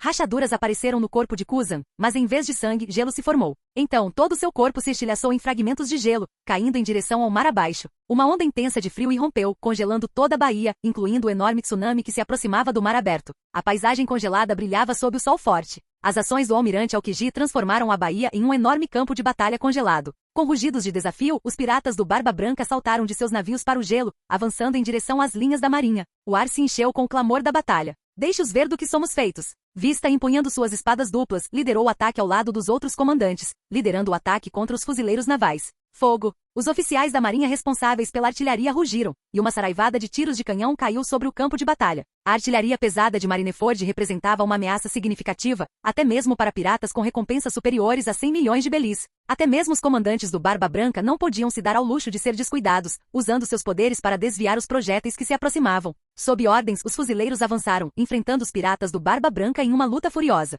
Entre eles estavam Somer, Tashiji e Ina. A guerra finalmente começara para valer. Guerra é uma coisa assustadora, mas enquanto aquele homem não aparecer, ficaremos bem. Kizaru, parado na linha de frente, arregalou os olhos ligeiramente com um sorriso malicioso no rosto. De repente, transformou-se num raio de luz. Num piscar de olhos, ele surgiu no céu, seu corpo irradiando uma luz dourada ofuscante, como um sol em miniatura. Cruzou os braços com o indicador e o polegar formando um círculo, e olhou para o campo de batalha com um olhar condescendente. Yasakani no Magatama. Incontáveis projéteis dourados como uma chuva torrencial caíam do céu. Cada projétil explodia com um impacto, e seu poder superava até mesmo a artilharia pesada. Num instante, Kizaru surgiu diretamente acima de Barba Branca, liberando uma barragem ofuscante de luz dourada. Barba Branca, aparentemente alheio à ameaça, nem sequer se mexeu. Nossa, isso é muito brilhante. Barba Branca murmurou com a voz impassível. De repente, uma figura surgiu de trás de Barba Branca, envolta em chamas azuis, interceptando o ataque de Kizaru. Explosões sacudiram o ar enquanto os projéteis detonavam contra a figura, mas todos foram bloqueados. Nem uma única explosão atingiu Barba Branca. Abaixo, os fuzileiros navais e os piratas interromperam a luta, com os olhos fixos no duelo aéreo. Os oficiais da marinha assistiam atônitos. Quem é esse? Ele realmente bloqueou o ataque de um almirante? Enquanto observavam Marco envolto em chamas azuis, sorriu. Não podemos simplesmente deixar você atacar nosso Pops diretamente, declarou Marco, sua voz ressoando com poder. Kizaru, com o rosto contorcido numa expressão exagerada de medo fingido, exclamou, que assustador, os piratas do Barba Branca. Envolto em chamas azuis, os ferimentos de Marco causados pelo bombardeio inicial se curaram rapidamente. Ele era como uma fênix renascendo das cinzas. Inacreditável. Ele recebeu o ataque do almirante Kizaru de frente e nem caiu. É esse mesmo poder lendário? Os oficiais da marinha, lutando para conter o choque, encararam Marco com uma mistura de admiração e apreensão. Kizaru estreitou os olhos. Um tipo zoomítico, ainda mais raro que um logia. Ele é uma fênix, não é? Você não é páreo para ele. Acrescentou com um olhar malicioso, direcionando a última parte para um indivíduo específico. Com um grito, as chamas azuis de Marco se intensificaram, engolfando todo o seu corpo enquanto ele se lançava em direção a Kizaru. Esse é o comandante da primeira divisão dos piratas do Barba Branca. Marco, a fênix. Nunca vi um pássaro assim antes. Enquanto incontáveis olhares observavam Marco, tendo resistido ao ataque de Kizaru, o alcançou e desferiu um chute poderoso. Kizaru ergueu os braços para bloquear. O impacto reverberou pelo ar enquanto seus membros colidiam, ambos imbuídos de haki de armamento. Kizaru, olhando para Marco, zombou. Isso doeu. Não minta, retrucou Marco, aplicando mais força ao chute, fazendo Kizaru despencar em direção ao chão. Com um estrondo estrondoso, Kizaru se chocou contra um prédio, reduzindo-o a escombros. Nesse momento, um dos Shichibukais, que até então observava em silêncio, deu um passo à frente. Esse movimento sutil chamou a atenção de muitos. Era Drácula Mihawk. Isso sim é uma visão rara. A voz de Kizaru, embora ainda carregada de sua habitual leviandade, continha um toque de surpresa. Mihawk, um lobo solitário sem tripulação ou lealdade, conquistara sua posição como Shichibukai por pura força. Seu poder era inegável. Yan era uma anomalia incomparável a qualquer outra figura no mundo, então ninguém podia ser comparado a ele. Mihawk finalmente está fazendo sua jogada? Mihawk, com os olhos semicerrados, concentrou-se intensamente em Barba Branca. Ele havia alcançado o ápice da esgrima há muito tempo, e poucos conseguiam superá-lo, e Barba Branca era um deles. Claro, Barba Branca estava velho agora, sua força diminuída. Mihawk não tinha certeza de suas capacidades atuais. Precisava testá-lo. Ele lentamente sacou sua lâmina negra e ouro. Sua superfície brilhava como obsidiana sob o sol, irradiando um fio afiado e cortante antes mesmo de se mover. O olhar de Mihawk permaneceu fixo em Barba Branca, sua mente clara e focada. Então, com um movimento repentino e fluido, ele ergueu a lâmina e golpeou. Capítulo 157. Uma onda verde de energia de espada desceu como uma força imparável da natureza, partindo o gelo em dois enquanto avançava em direção à Barba Branca, ameaçando dividir o homem e o navio. Barba Branca permaneceu impassível, uma figura estoica em meio ao caos. Ao seu lado, Josu previra o ataque de Mihawk. Diante do golpe devastador do espadachim mundialmente renomado, Josu avançou. Seu corpo se transformou em um diamante cintilante, desviando o ataque para cima em um ângulo agudo. A energia da espada cortou o enorme iceberg criado pelo tsunami congelado de Aokiji, partindo-o em dois antes de se dissipar em uma chuva de partículas de gelo. Estalo, estalo. Josu pressionou seu ataque, batendo seus punhos de diamante no gelo, arrancando um pedaço enorme pesando várias toneladas e arremessando-o em direção à plataforma de execução na praça, causando uma onda de medo entre os fuzileiros navais reunidos, um após o outro. Se todos abandonarem seus postos, quem defenderá a plataforma de execução? O almirante Sakazuki, também conhecido como Akainu, tirou o chapéu, passou a mão pelo cabelo curto e se levantou. Grande erupção. Seu punho imbuído de magma colidiu com o projétil de gelo de Josu, expelindo uma nuvem de vapor escaldante. O punho de Akainu explodiu, lançando uma chuva de rocha derretida sobre o campo de batalha. Tanto piratas quanto fuzileiros navais foram pegos no ataque indiscriminado. O cenário era um quadro horrível de carnificina. Piratas do Barba Branca. Akainu encarou a cena que se desenrolava à sua frente, seu corpo irradiando calor intenso. Seu braço se transformou em rocha derretida, com gotas de magma crepitando ao atingir o chão. Com um rugido ele liberou sua fúria. Ryuzei Kazan, vulcão meteoro. Bum! Um enorme punho de magma irrompeu de seu braço, explodindo no ar em uma barragem de bombas vulcânicas que caíram sobre os piratas, queimando a terra com seu calor intenso. Com isso, todos os três almirantes se juntaram à briga. O poder combinado de apenas 3 indivíduos abalou todo o campo de batalha, instilando medo e admiração nos corações de todos que testemunharam seu poder. Este é o poder dos almirantes. Inacreditável! Tanto fuzileiros navais quanto piratas tremiam diante de seu poder. Gritos de dor ecoavam pelo ar, misturando-se ao choque do aço e ao jorro de sangue. A cada segundo mais baixas caíam, tanto piratas quanto fuzileiros navais. Baque, baque, baque. Passos pesados ecoaram pela baía congelada como a batida de um tambor de guerra, causando tremores no gelo. Da névoa rodopiante, uma figura colossal emergiu. O pequeno Ars Júnior, um gigante imponente de pele verde, cujo tamanho fazia até os maiores navios de guerra parecerem pequenos. Avançou pesadamente em direção à plataforma de execução. Ele carregava uma espada larga enorme, seus passos firmes e inabaláveis. Assim como o chapéu de palha simbolizava o vínculo entre Shanks e Luffy, também representava uma conexão única entre Ace e pequeno Ars Júnior. Apesar da aparência assustadora da pele verde e das presas afiadas, o pequeno Ars Júnior possuía um coração gentil. A lembrança de Ace tecendo um chapéu de palha para ele alimentou sua determinação, impulsionando-o em frente sob a chuva de tiros de canhão, com passos firmes. Ace, estou indo atrás de você. O pequeno Ars Júnior afastou o último gigante da marinha que bloqueava seu caminho, avançando em direção à baía interna. De repente, o ar tremulou e se distorceu, uma sensação diferente do poder indutor de tremores de Barba Branca.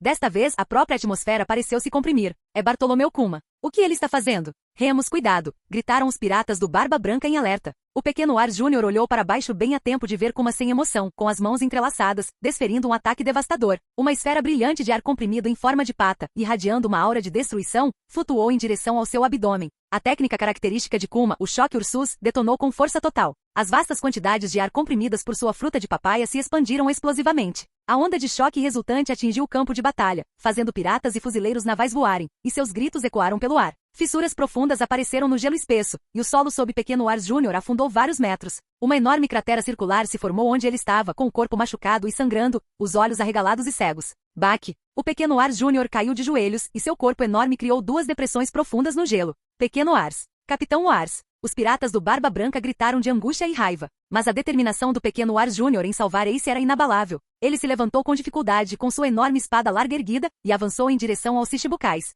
Mihawk se preparou para desferir outro golpe devastador, mas um latido ensurdecedor ecoou pelo campo de batalha. Holly, um cão gigante que facilmente correspondia ao tamanho de pequeno Ars Júnior, avançou. Sua pata direita, revestida pelo brilhante aqui do armamento, colidiu com o ataque de pequeno Ars Júnior, a onda de choque resultante fazendo inúmeros combatentes caírem no chão. Mihawk embainhou sua lâmina negra com uma expressão de surpresa nos olhos enquanto observava o canino gigante. Se não me engano, é aquele animal de estimação do diabo. E pensar que um cachorro poderia usar aqui de armamento. Você deve a sua vida àquele vira-lata, o Ars. Mihawk murmurou. Só aquele homem conseguiria treinar um cachorro a tal nível. Se tivesse intervindo diretamente, o pequeno Ars Júnior teria sido fatiado em pedaços sem chance de reagir. Quando Yan e Tashigi deixaram o quartel-general da Marinha, eles confiaram Holly a Fugitora e Garp, como pais que deixam seus filhos problemáticos com os avós. Remus, seu idiota. Mas, até um filho idiota ainda é meu filho. Barba Branca rugiu da proa do Moby Dick, afastando um capitão gigante da marinha. Fugitora, observando a batalha crescente e a intervenção de Holly, franziu a testa levemente, deu um passo à frente e colocou seu Sikomizu sobre o peito. Se já começou, então acho que eu também devo contribuir. Ele abriu os olhos vazios e se virou para Bug.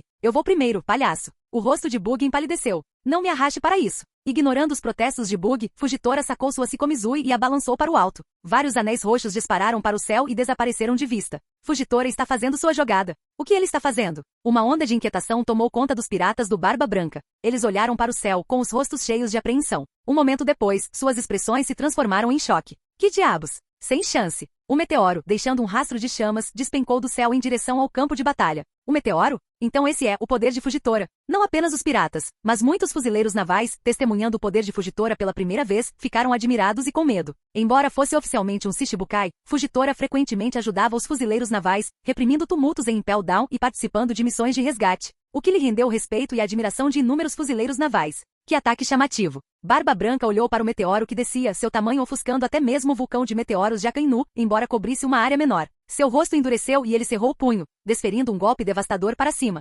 Rachadura! A força do seu soco percorreu o ar, enviando ondas de choque que ameaçavam destruir o próprio céu. A onda de choque colidiu com o meteoro que se aproximava. Bum! A explosão devastadora deixou inúmeros combatentes atordoados com os ouvidos zumbindo. O meteoro explodiu, e seus fragmentos se espalharam pelo campo de batalha como uma chuva de fogo. O poder destrutivo absoluto era apocalíptico. Civis que assistiam à batalha através de caracóis transponder visuais observavam incrédulos a escala do conflito além de sua compreensão. Foi uma batalha de proporções míticas. Quantos poderiam alcançar tal poder? Enquanto Barba Branca havia destruído o meteoro, exibindo uma aura de invencibilidade, o ataque de Fugitora deixou uma marca indelével no campo de batalha. Bug, com os braços cruzados, murmurou nervosamente. Parece que seu ataque não adiantou muito. Hehehe. Fugitora riu, impassível. Isso foi só um aquecimento. Agora é hora da batalha de verdade. Você não vai participar, Bug? Como ex-companheiro de tripulação de Gold Roger, enquanto Shanks se tornou um Yonko, você é um Shichibukai. Você não deveria ser fraco, certo? Bem, isso é, mas Barba Branca ainda não fez sua jogada. Vou avaliar a situação primeiro. Além disso, os subordinados de Bug explodiram em aplausos, elogiando a astúcia do capitão.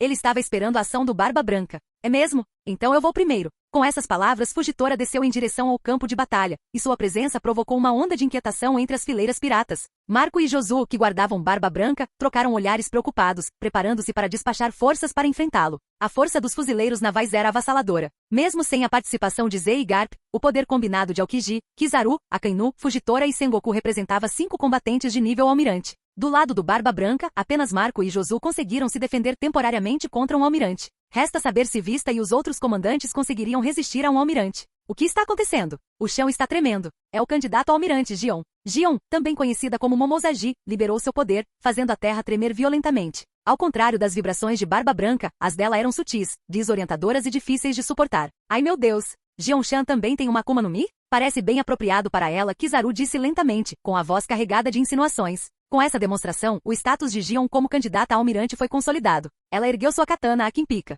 Merda Ken Naginata. Espada de língua alabarda. Sua lâmina brilhou, liberando uma onda de energia de espada que cortou o gelo, seu poder apenas um pouco menos potente que o de Mihawk. Os olhos de Josu se estreitaram enquanto observava o ataque se aproximar do Moby Dick. Ele deu um passo à frente, com os braços de diamante estendidos, preparando-se para interceptar o golpe. Mas naquele instante, uma figura se moveu mais rápido que Josu, interceptando o ataque de Gion. Aqueles que assistiam à troca ficaram boquiabertos de surpresa. Ninguém vira a figura se aproximar. Era como se tivessem se materializado do nada, surgindo bem a tempo de bloquear o ataque de Gion antes que Josu pudesse reagir. A velocidade deles, superando até mesmo a de Josu, sugeria que não eram combatentes comuns. Haimeiaki. Trovão retumbante dos 8 trigramas. Clang. Uma voz feminina e clara ecoou pelo campo de batalha enquanto aço se chocava contra aço. A energia da espada de Gion se estilhaçou ao entrar em contato com a figura, envolta em um relâmpago negro e crepitante. O ataque de Gion foi quebrado? Uma onda de choque percorreu os espectadores, especialmente aqueles que conheciam a força de Gion e o poder de seu ataque. À medida que a poeira baixava, uma figura esguia empunhando um porrete com pontas e vestida com um kimono e um akama vermelho estava diante de Gion, sua presença irradiando uma aura de poder. Uma mulher?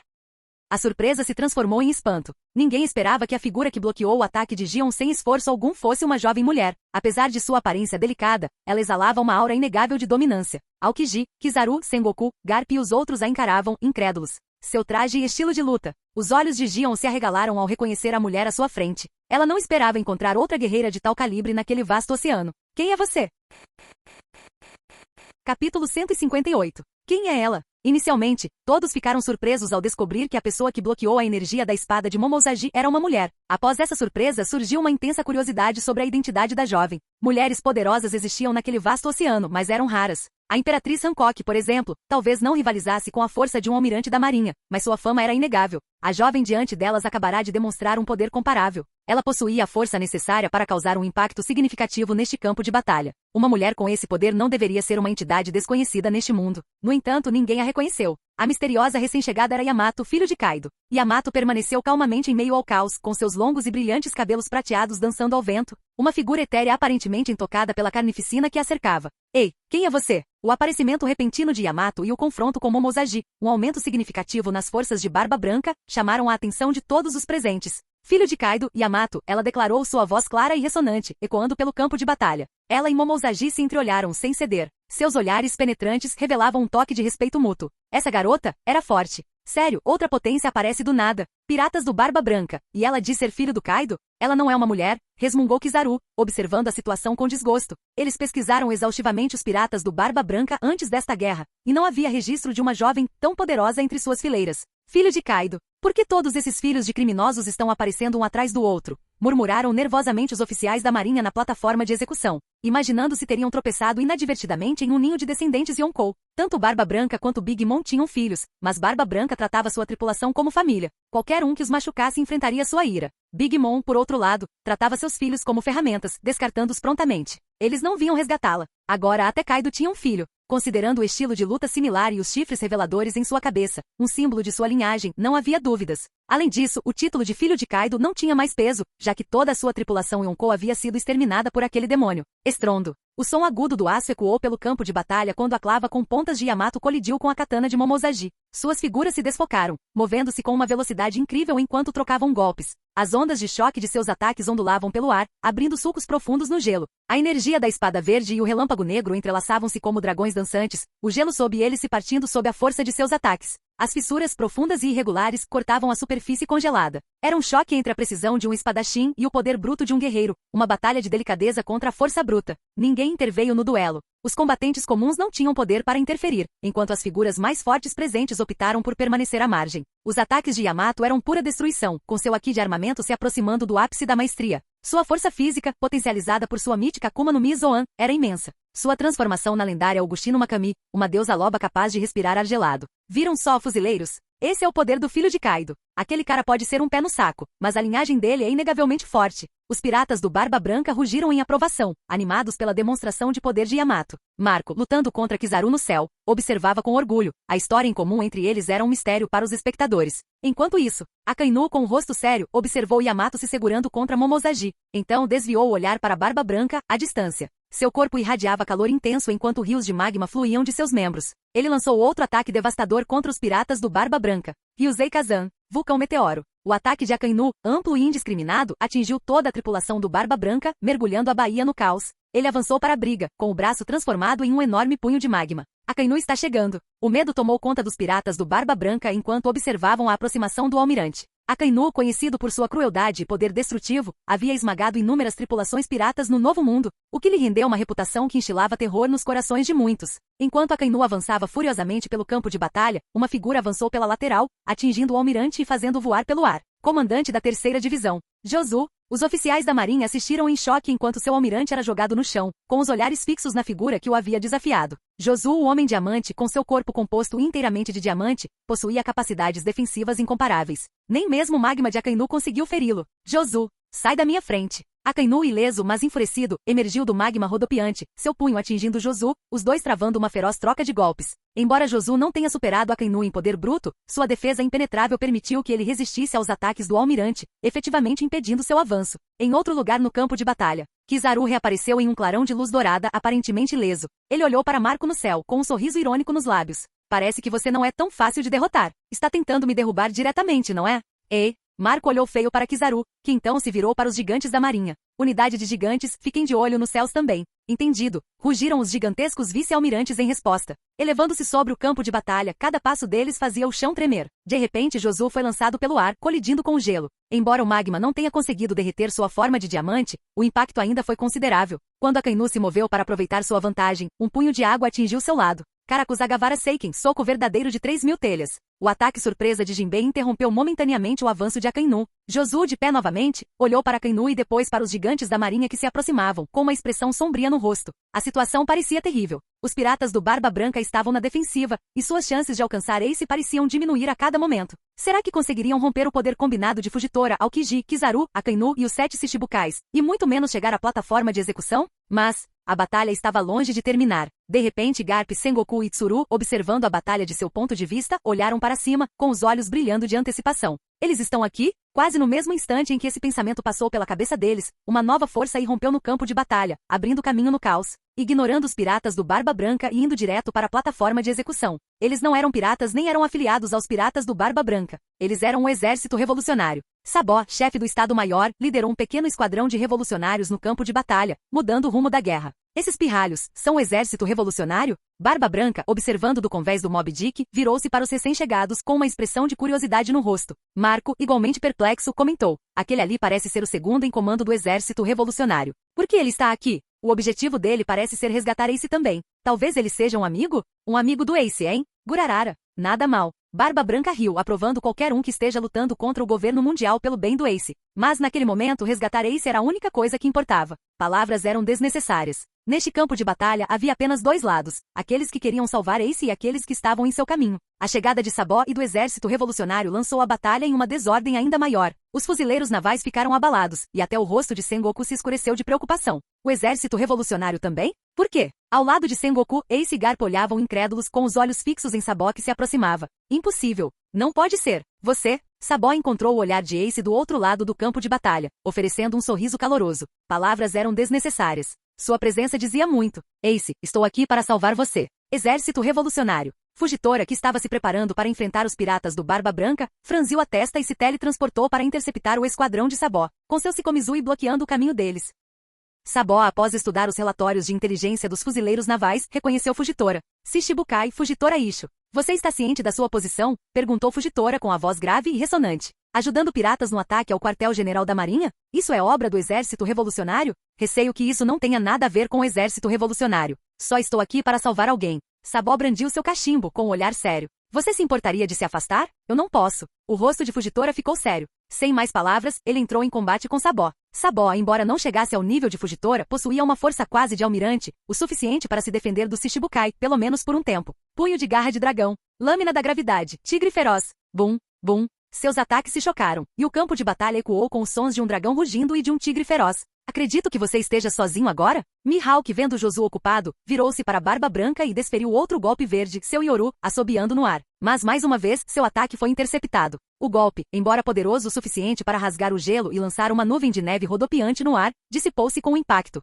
2 figuras emergiram da névoa que se dissipava. Um velho, um jovem. Esse é o Hyleg. O que ele está fazendo aqui? É pela linhagem do seu antigo capitão? E esse é o Supernova, o Luffy do chapéu de palha. Será que Shanks também é? Os fuzileiros observavam os recém-chegados com apreensão. Se Shanks se juntasse à briga, os fuzileiros enfrentariam 2 Yonkou simultaneamente, e Marineford seria mais do que apenas um campo de batalha. Tornar-se-ia um cemitério. Shanks havia salvado os debilitados piratas do Barba Branca na linha do tempo original, reconhecendo as implicações estratégicas do confronto entre 2 imperadores. Não se tratava de uma mítica fruta do rosto. Tratava-se de manter o equilíbrio de poder. Luffy, Luffy, Ace preso à plataforma de execução, e Garp gritaram em uníssono. Os olhos de Garp se arregalaram em descrença. Hyleg e Luffy, inicialmente desorientados, rapidamente se orientaram. O olhar de Luffy se fixou em Ace na plataforma de execução, seus olhos cheios de determinação. Ace, ignorando os espectadores atônitos, Luffy concentrou-se apenas no irmão, sem perceber que outra figura o observava atentamente. Eles também eram irmãos. Você certamente passou por muita coisa, criando o filho do seu inimigo jurado, Roger, como se fosse seu próprio neto.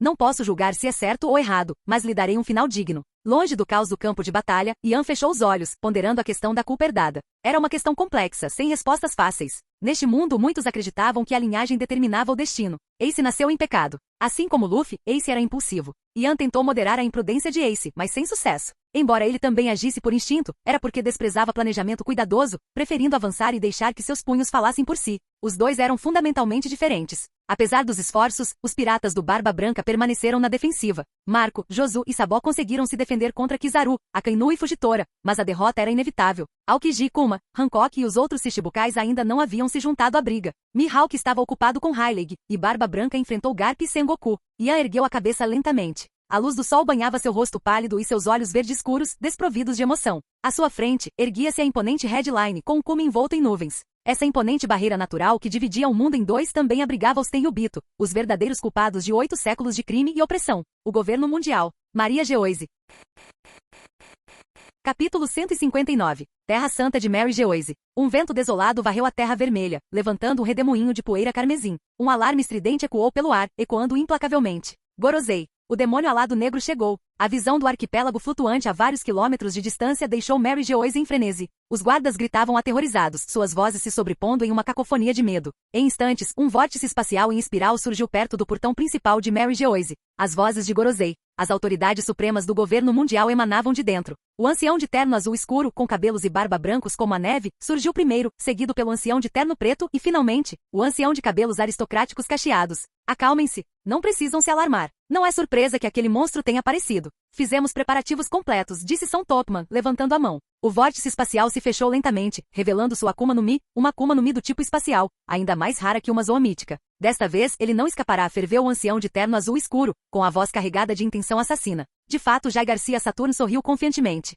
Mesmo que seu poder seja imenso, temos gerações de força acumulada. E além disso, acrescentou Santo Topman Varkuri com um sorriso presunçoso, temos Imusama. Exatamente. Concentramos todas as forças de Mary Geoise aqui. Ele não vai escapar, declarou o ancião careca com os olhos brilhando de crueldade. Além de nós 5, também temos os 3 almirantes do exército, Isaac e outros combatentes de nível almirante, bem como Cifer Paul. Vamos deter esses vilões aqui. Ele não pisará no castelo de Pangeia, nem mesmo meio passo em Mary Geoise, declarou resolutamente o ancião de terno azul escuro Marcos Mars. Ha. Estou muito curioso para provar o sangue de um demônio, declararam 3 homens imponentes, cada um com mais de 3 metros de altura, com vozes profundas e ressonantes de poder. Um demônio devorador de almas, você diz? Quero ver se ele faz jus às lendas, sorriu um homem cujos músculos eram salientes como pitons, com o corpo envolto em equipamentos de alta tecnologia. Este era Isaac, o notório diretor da Ilha Prisão. Sua força superava até mesmo a de Magalhães, colocando-o firmemente no nível de almirante. Então faremos com que você lidere a vanguarda, disse Marcos Mas com um sorriso, optando por não entrar em detalhes sobre a verdadeira ameaça que enfrentavam. Eles entenderiam em breve, provavelmente com a vida em risco. Gorosei. Chegando. Uma ilha se aproximando, gritou um vigia das muralhas. Uma sombra colossal surgiu de repente no alto. 33 ilhas enormes desceram do céu, aparentemente vindas do nada. Ou talvez eles estivessem lá o tempo todo, escondidos a uma altitude de 10.000 metros, agora finalmente se revelando e avançando em direção a Mary Geoise. Os 5 anciões e os lutadores de nível almirante reunidos assistiram em silêncio atordoado enquanto as ilhas, grandes o suficiente para cobrir toda Mary Geoise, despencavam em direção a eles. Marcos Mars respirou fundo e emitiu um comando através de um caracol transponder, sua voz alcançando cada canto da terra sagrada e da rede de fortalezas de guerra ao redor. Não entrem em pânico. Isso não requer a intervenção de Imusama. Todos, preparem-se para atirar. Ao ecoar seu comando, incontáveis raios de energia concentrada dispararam em direção ao céu, convergindo em rajadas devastadoras de luz que crivaram as ilhas em descida, criando buracos enormes em suas massas terrestres. Raios laser ofuscantes brilharam. Bum! Estrondo! Estrondo! Estrondo! Em uma ensurdecedora cacofonia de explosões, as enormes ilhas, antes mesmo de chegarem a Mary Geoise, foram reduzidas a fragmentos. Eu cuido do resto, declarou Santo Topman Varkuri juntando as mãos. Um vórtice espacial em espiral se abriu diante dele, absorvendo os destroços que caíam. Liberar. Uma chuva de rochas estilhaçadas caiu, os restos das ilhas pulverizadas. O enorme vórtice espacial de Topman se moveu, abrindo-se sobre o novo mundo, liberando uma torrente de detritos e desencadeando tsunamis gigantescos. Uralalala. É o demônio de asas negras? Aquele que chamam de aberração mais forte da história? Dizem que ele devora almas. Ele deve ser bem resistente, não acha? Isaac riu sombriamente. Kulharra. Seja a zoomítica mais forte ou não, os usuários de Akuma no Mi são impotentes contra meu traje de batalha de pedra do mar, gabou-se um dos almirantes do exército. De fato, nossos trajes de batalha de alta tecnologia são forjados a partir de pedra do mar. Não importa quão fortes sejam suas habilidades, ele não consegue romper a pedra do mar, acrescentou o outro almirante do exército, confiante. Os 3 anciões trocaram sorrisos cúmplices, e a apreensão anterior foi substituída por divertimento. Embora tivessem falado com bravura, estavam profundamente apreensivos em enfrentar Yan. Afinal, ele havia derrotado casualmente figuras como Shanks, Charlotte Lin, Kaido e Shiki. Embora o governo mundial possuísse reservas ocultas de força, os guerreiros que eles podiam convocar, mesmo no nível de almirante, haviam declinado significativamente ao longo do tempo. Seu poder atual estava entre o nível de vice-almirante e comandante do imperador, o que não era suficiente para uma batalha contra um verdadeiro almirante ou imperador. Eles poderiam, no entanto, servir como uma distração, ganhando tempo. Por isso, ao verem o ataque de Yan, os anciões imediatamente enviaram metade de suas forças de nível almirante para detê-lo, enquanto as forças restantes se preparavam para um confronto decisivo. Que tolo, vindo sozinhos, zombou Santo Topman Varkuri, com um brilho predatório nos olhos. De fato, ele está praticamente implorando pela morte. Ataquem. Não precisa de palavras. Esmague-o. Comigo aqui, você pode lutar sem preocupações, declarou Marcos Mars, acenando com a mão em sinal de desdém. O rosto de Jay Garcia Saturn relaxou. Ha. Que reconfortante. Isaac, sabendo da habilidade aparentemente invencível de Marcos, deu um passo à frente com um sorriso. Ei, demônio de asas negras. Vamos ver do que você é feito. Ele rugiu, as marcas demoníacas em seu rosto se contorcendo em um sorriso grotesco. O equipamento de alta tecnologia em suas pernas se inflamou, impulsionando-o em direção a Ian com força explosiva. Enquanto ele avançava, sua armadura emitia nuvens de vapor escaldante, formando um espectro demoníaco que o pressionava com imensa pressão, rachando a terra encharcada de sangue sob ele. Bum! Ian, diante do ataque feroz de Isaac, permaneceu impassível. Cerrou o punho direito, e o ar ao seu redor pareceu crepitar de energia. Com um estrondo retumbante, seu punho disparou como um meteoro, impulsionado por uma força imensa. Estrondo. O mundo tremeu. Toda a headline tremeu como se tivesse sido atingida por um terremoto de magnitude 12. Uma vasta nuvem de poeira e detrito se elevou, bloqueando o céu. Um baque nauseante ecoou pelo ar quando carne encontrou carne. Um poderoso vórtice de vento irrompeu do centro da nuvem de poeira, dispersando os destroços e revelando as consequências do choque. Ian estava ali com a mão direita segurando Isaac, o diretor de nível almirante da ilha prisão, com força. Com um único golpe com uma única mão, eles subjugaram uma potência do mar. A pura demonstração de poder provocou uma onda de choque e espanto nos espectadores. O silêncio se instalou no campo de batalha. Com quem você pensa que está lidando? A voz de Ian, fria e desprovida de emoção, ecoou pelo ar. Bem acima da headline, diante dos portões de Mary Geoise, uma enorme cratera com centenas de metros de largura marcava o ponto de impacto. Dentro da cratera, Ian segurava Isaac preso sob sua mão. Um único golpe, uma única mão foi suficiente para subjugar um lutador de primeira linha. A demonstração de poder avassalador incutiu medo e reverência em todos que a testemunharam. Droga! Isaac rugiu. Mesmo com a proteção de sua armadura de alta tecnologia, a imensa pressão ameaçava esmagá-lo, sua mente cambaleando com a força avassaladora. Ainda mais assustador, seu traje de batalha, seu orgulho e alegria, estava chegando ao ponto de ruptura. Até mesmo a armadura projetada para absorver impactos infinitos lutava para conter a força ilimitada de Ian. Se não fosse pela intervenção oportuna de um almirante do CP-0, desviando a atenção de Ian, seu precioso traje de batalha teria se estilhaçado. Que tipo de monstro você é? Isaac gaguejou com a voz trêmula de medo, o corpo à beira do colapso. A arrogância anterior havia desaparecido, substituída por puro terror.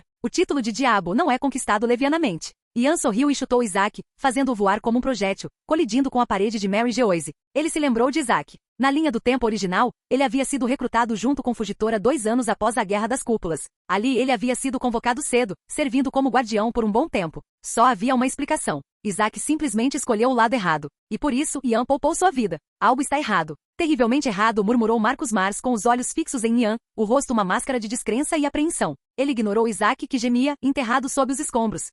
Como ele se tornou tão poderoso? Isso é anormal. O que ele fez? Santo Topman Varkuri e os outros anciões balançaram a cabeça com medo e descrença. Apenas 6 meses antes, mesmo com a ajuda de Barba Branca, Ian havia lutado contra os imperadores. Agora, ele podia derrotar facilmente um oponente de nível almirante. Ei, Gorosei, você está com medo? A voz de Ian, fria como gelo, cortou o ar. Não seja ridículo. Hoje você vai morrer. Você é quem deveria ter medo, retrucaram os anciões, tentando manter uma fachada de bravura. Ei, então deixe-me saborear isso um pouco mais. Essa pequena discussão nem é um aquecimento, disse Ian, avançando em direção a eles. À medida que ele se aproximava, as forças do governo mundial estacionadas nos portões de Mary Geoise começaram a mostrar sinais de pânico. Do que você tem medo? Mostre coragem. Depois de gastar tanto poder, quanta força ele ainda pode ter? Todas as forças ataquem. Marcos Mars ordenou com os olhos brilhando de fria determinação. As forças do governo mundial lançaram seus ataques mais poderosos. Exatamente o que eu queria. Os olhos verdes de Ian brilharam com uma rara centelha de desejo de batalha. Ele casualmente afastou os 2 almirantes do exército que avançavam, fazendo-os voar centenas de metros.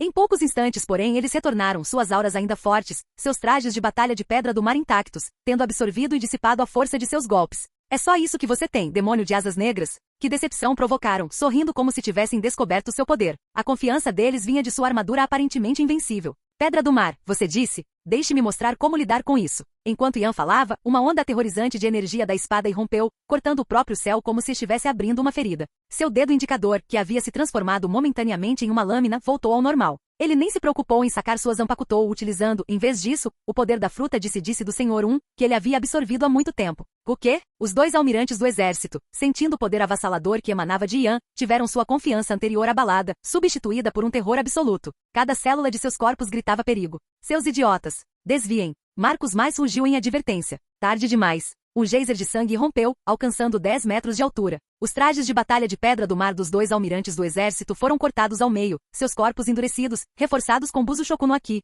foram partidos ao meio. Ferimentos horríveis que se estendiam dos ombros ao abdômen, quase os dividiam ao meio, expondo costelas, intestinos e órgãos vitais. Ah! Seus gritos perfuraram o ar. Antes que pudessem atingir o solo, o terceiro almirante do exército, um homem gigante e imponente, apareceu, os pegou e os carregou até Marcos Mars. Gorosei, disse ele, sombriamente. Capítulo 160. Maria Geoise. Idiotas. São Marcos Mars franziu a testa, irritado, mas suas mãos se moveram rapidamente. Aqueles dois eram recursos valiosos, parte de sua força de combate. Perdê-los antes que pudessem demonstrar plenamente suas habilidades seria um desperdício. Um enorme relógio verde se materializou atrás dele, com seus ponteiros girando ao contrário. Os ferimentos graves nos dois almirantes do exército, os cortes quase fatais que quase os partiram ao meio, começaram a sarar. Seus ferimentos internos se reverteram até desaparecerem como se nunca tivessem existido. Esse era o poder de São Marcos Mars, a fonte de sua confiança, a habilidade que permitia que suas forças lutassem com total abandono. Um poder de manipulação temporal ainda mais potente que a manipulação espacial. O poder do retrocesso temporal. Ele podia restaurar qualquer coisa dentro de seu alcance para um ponto específico no tempo. Contanto que não morressem instantaneamente e permanecessem dentro de seu domínio temporal, qualquer dano poderia ser revertido. Tosse, tosse. Os dois almirantes do exército tossiram violentamente e abriram os olhos, cheios de raiva. Droga, eu quase morri. Não vou perdoá-lo por essa humilhação. Vocês dois, parem com essa bravata imprudente. Admitam, nenhum de nós pode derrotá-lo sozinho. Ele realmente é o mais forte. O almirante estoico e descomunal falou gravemente. Você é que está sendo derrotista. E daí se ele é forte? Ele ainda é só um homem. E todos os homens eventualmente se cansam. Com a cura do ancião podemos derrotá-lo. Um sorriso cruel se espalhou pelos rostos dos dois almirantes quase mortos, seus olhos brilhando com um entusiasmo renovado, ainda que um pouco perturbado. Ha. Caçando o monstro mais forte do mundo, hein? Isso está ficando interessante. Isaac flexionou seu corpo recuperado, um sorriso predatório se espalhando por seu rosto enquanto via Ian como sua presa. O que você está esperando? Eu peguei. Ataquem. Rugiu um dos almirantes do exército no centro da batalha. A terra encharcada de sangue se agitou e ondulou. O almirante emergiu do chão, suas mãos de terra agarrando os tornozelos de Ian como algemas de ferro. A figura diante de Ian se dissolveu em lama. A fruta disse foi ativada. O dedo indicador de Ian se transformou em uma lâmina afiada, e um lampejo de intenção cortante emanava dele. Com um movimento rápido, as mãos de terra se desfizeram e se dissolveram em lama, sem sangue. Mais mãos irromperam do chão, enrolando-se em Ian como cobras venenosas. Usuário de logia, hein? Você deve ser novo nesse poder. Caso contrário, não estaria se dando ao trabalho de usar um traje de batalha de pedra do mar. Ian estreitou os olhos. A fruta da lama-lama, o poder do Caribu Supernova, havia caído nas mãos do governo mundial. Eles se esforçaram muito para se preparar para ele. Usuários de logia podiam se transformar em seu elemento, tornando-se intangíveis a ataques físicos. No entanto, não eram invencíveis. Por quanto tempo você pretende se esconder? Perguntou Ian. Uma nevasca varreu o campo de batalha, congelando o chão, incluindo a umidade da lama. Enquanto Ian atualmente empunhava a fruta da neve de Monet, um poder inferior à fruta do gelo de Aokiji. Sua imensa pressão espiritual lhe permitiu amplificar seus efeitos muito além de seus limites normais. Ground seco, ciclo de erosão.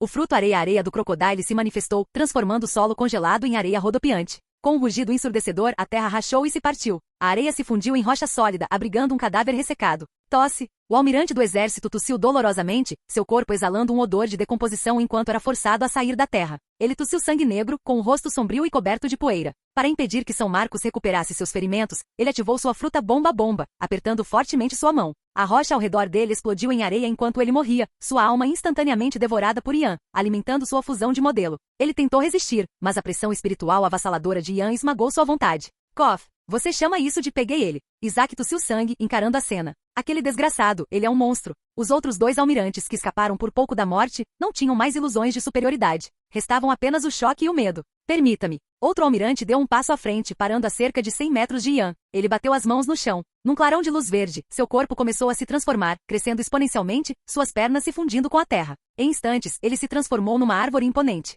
Ian zombou, sua forma se desvanecendo ao aparecer diante da árvore colossal. Ele pressionou a mão, envolta em chamas e raios contra o tronco. Com um estalo, a árvore explodiu em pedaços. Mas a transformação estava apenas começando. Os fragmentos, ao tocarem o solo, criaram raízes brotando em novas árvores. A paisagem antes árida se transformou em uma floresta exuberante, com seus galhos balançando ameaçadoramente. Mori no Mi, fruta da floresta do touro verde. Devo dizer que a rede de inteligência do governo mundial é bastante extensa. Ian refletiu com a sobrancelha ligeiramente erguida. Agora, até mesmo esse poder foi adquirido pelo governo mundial. Farfalhares ecoavam pela floresta. Não eram as forças do governo mundial que se moviam, mas a própria floresta. Galhos e trepadeiras sencientes serpenteavam pelo chão, tecendo uma rede mortal ao redor de Ian. Mas antes que pudessem alcançá-lo, foram incinerados pelo calor intenso e pelos raios que irradiavam de seu corpo. É inútil. Este é o meu domínio da floresta infinita. A voz de Aramaki ecoou pelas árvores. É só isso que você tem? Ele zombou, confiante em seu poder. A floresta lembrou Yan da liberação de madeira, Mokuton Jukai Koutan de Hashirama Senju, do universo Naruto. No entanto, a floresta deste almirante era muito menos potente. Mesmo com Akuma no Mi poderosas, a maestria levava tempo e prática. Luffy e sua tripulação passaram anos aprimorando suas habilidades. A Akuma no Mi da floresta, em teoria, poderia atingir um nível de poder comparável à liberação de madeira de Hashirama, mas isso levaria tempo e treinamento. Não fique convencido, pirralho. Enfurecido pelo tom desdenhoso de Yan, o almirante liberou toda a força de seu poder, a floresta se contorcendo ao seu redor. Mas um som crepitante rasgou o ar quando a floresta inteira foi dividida em duas, com os anéis das árvores expostos. Yan permaneceu calmo, com o dedo indicador ainda estendido à fonte do golpe devastador. GLL. Uma risada estridente ecoou de todas as direções. É inútil. Eu sou imortal. Não importa quantas vezes você me destrua, eu vou me regenerar. Aramaki gabou-se, as árvores se recompondo, novos galhos brotando dos troncos cortados. Yan falou com a voz arrepiante. Estou curioso. Sua madeira preciosa pode se regenerar em magma? O que você quer dizer? A voz de Aramaki falhou, uma sensação de mau agouro o invadiu. Isto, disse Yan simplesmente. O fruto calor surgiu dentro dele, uma torrente de chamas douradas irrompendo de seu corpo. Ele pressionou as mãos contra o chão. A terra derreteu, transformando-se em uma poça rodopiante de magma preto e vermelho. Gritos irromperam quando a floresta se incendiou, consumida pelo inferno. Em poucos segundos, a vegetação exuberante se transformou em uma tempestade de fogo furiosa. A floresta inteira foi reduzida a cinzas, restando apenas brasas fumegantes. O almirante, consumido pelo magma, pereceu instantaneamente. Nem mesmo cinzas restaram, não restando nada para o santo marco mais rebobinar. Yan emergiu do inferno, com o corpo envolto em chamas. Isaac, sem se deixar abater, investiu contra Yan, seus músculos cibernéticos liberando vapor enquanto ele impulsionava seu punho para frente com uma força tremenda. Você não aprendeu a lição? Yan nem olhou para Isaac. Ele deu um tapa casual no ciborgue com as costas da mão, o ar estalando ao redor de sua mão quando o golpe acertou, fazendo Isaac cair no chão com um estrondo de abalar a terra. O solo desabou, formando uma cratera enorme. 2 gemidos agudos ecoaram pelo ar, um ataque sônico que fez Yan se encolher levemente. Peguei ele. Morra. O último almirante gritou triunfantemente, 2 espadas brilhantes, uma azul, uma vermelha perfurando o corpo de Yan. Mas era apenas uma imagem residual. Parecia que este almirante não havia recebido nenhum poder especial, contando em vez disso, com aprimoramentos tecnológicos e acréscimos físicos como Isaac. Sabres de luz? Você se acha um Jedi? A voz zombeteira de Yan ecoou ao lado do almirante. Ele desferiu um chute rápido, destruindo os órgãos internos do homem. Respingo. Sangue espirrou no campo de batalha enquanto o corpo do almirante explodia, sem qualquer esperança de recuperação. Uma sombra enorme caiu sobre Yan. Um gigante, com centenas de metros de altura, brandiu sua mão enorme em sua direção. Yan não se mexeu. Ele estalou o dedo indicador, desferindo um golpe devastador que atravessou o corpo do gigante, partindo-o em 2. O gigante explodiu em uma chuva de faíscas e Isaac, pilotando a construção maciça, foi arremessado para longe, gravemente ferido. Yan suspirou. A persistência de Isaac era notável, rivalizando até com a teimosia de Ace. Ele o havia poupado uma vez e agora voltava para mais, convencido de sua própria invencibilidade. Com a queda dos 3 almirantes do exército, completamente derrotados pelo poder avassalador de Yan, sem sequer uma chance de recuperação, o rumo da batalha mudou drasticamente. As forças restantes do governo mundial, incluindo os 2 Gorosei e Isaac, estavam assustadas. Droga! Que tipo de monstro é esse? Temos caças de nível almirante, mas não conseguimos nem recuar? Este é o mais forte desta era? O medo tomou conta das forças do governo mundial, e muitos pensaram em escapar. Não tenha medo. Apenas evitem morrer instantaneamente. Meu poder os manterá seguros. São Marcos Mars os tranquilizou com a voz sem a confiança habitual. Fácil para você falar. Se pudéssemos evitar sermos mortos a tiros, eles não estariam mortos. Você não tem ideia de como é enfrentar aquele monstro, retrucou um dos lutadores, e Isaac assentiu em concordância. Vamos nos juntar à luta desta vez, disse Sandy Topman. Tudo bem, vou confiar em você mais uma vez. Com os Gorosei se juntando à briga, uma onda de poderes de Akuma no Mi rompeu pelo campo de batalha. Mas contra um poder avassalador, mesmo as habilidades mais exóticas eram inúteis. Explosões de sangue e sangue coagulado pintavam o céu. Respingar, respingar, respingar. Um por um, os combatentes mais fortes do governo mundial caíram, cada um derrotado com um único golpe. Em questão de minutos, a força de elite que eles haviam reunido foi dizimada. Yan ainda não havia sacado sua Zanpakuto nem liberado sua monstruosa forma desperta. Os lutadores restantes começaram a recuar, o medo amplificado pela lembrança do golpe que havia dividido uma ilha no Novo Mundo. Ele também era um mestre espadachim. Droga! Gorosei! Vou sair daqui! Isaac gritou, fugindo para salvar a vida, finalmente aceitando a derrota. Aquele monstro! Retiro! Os 2 Gorosei, com a compostura finalmente quebrada, se viraram e fugiram. Yan permaneceu calmo, com as mãos cruzadas atrás das costas, enquanto caminhava em direção a eles. Ele lançou uma série de orbes brancas que atingiram as figuras em fuga, imobilizando-as. A fruta lenta. Fim do vídeo. Para acesso antecipado à continuação dos vídeos, ou para incentivar o canal, vire membro. Muito obrigado.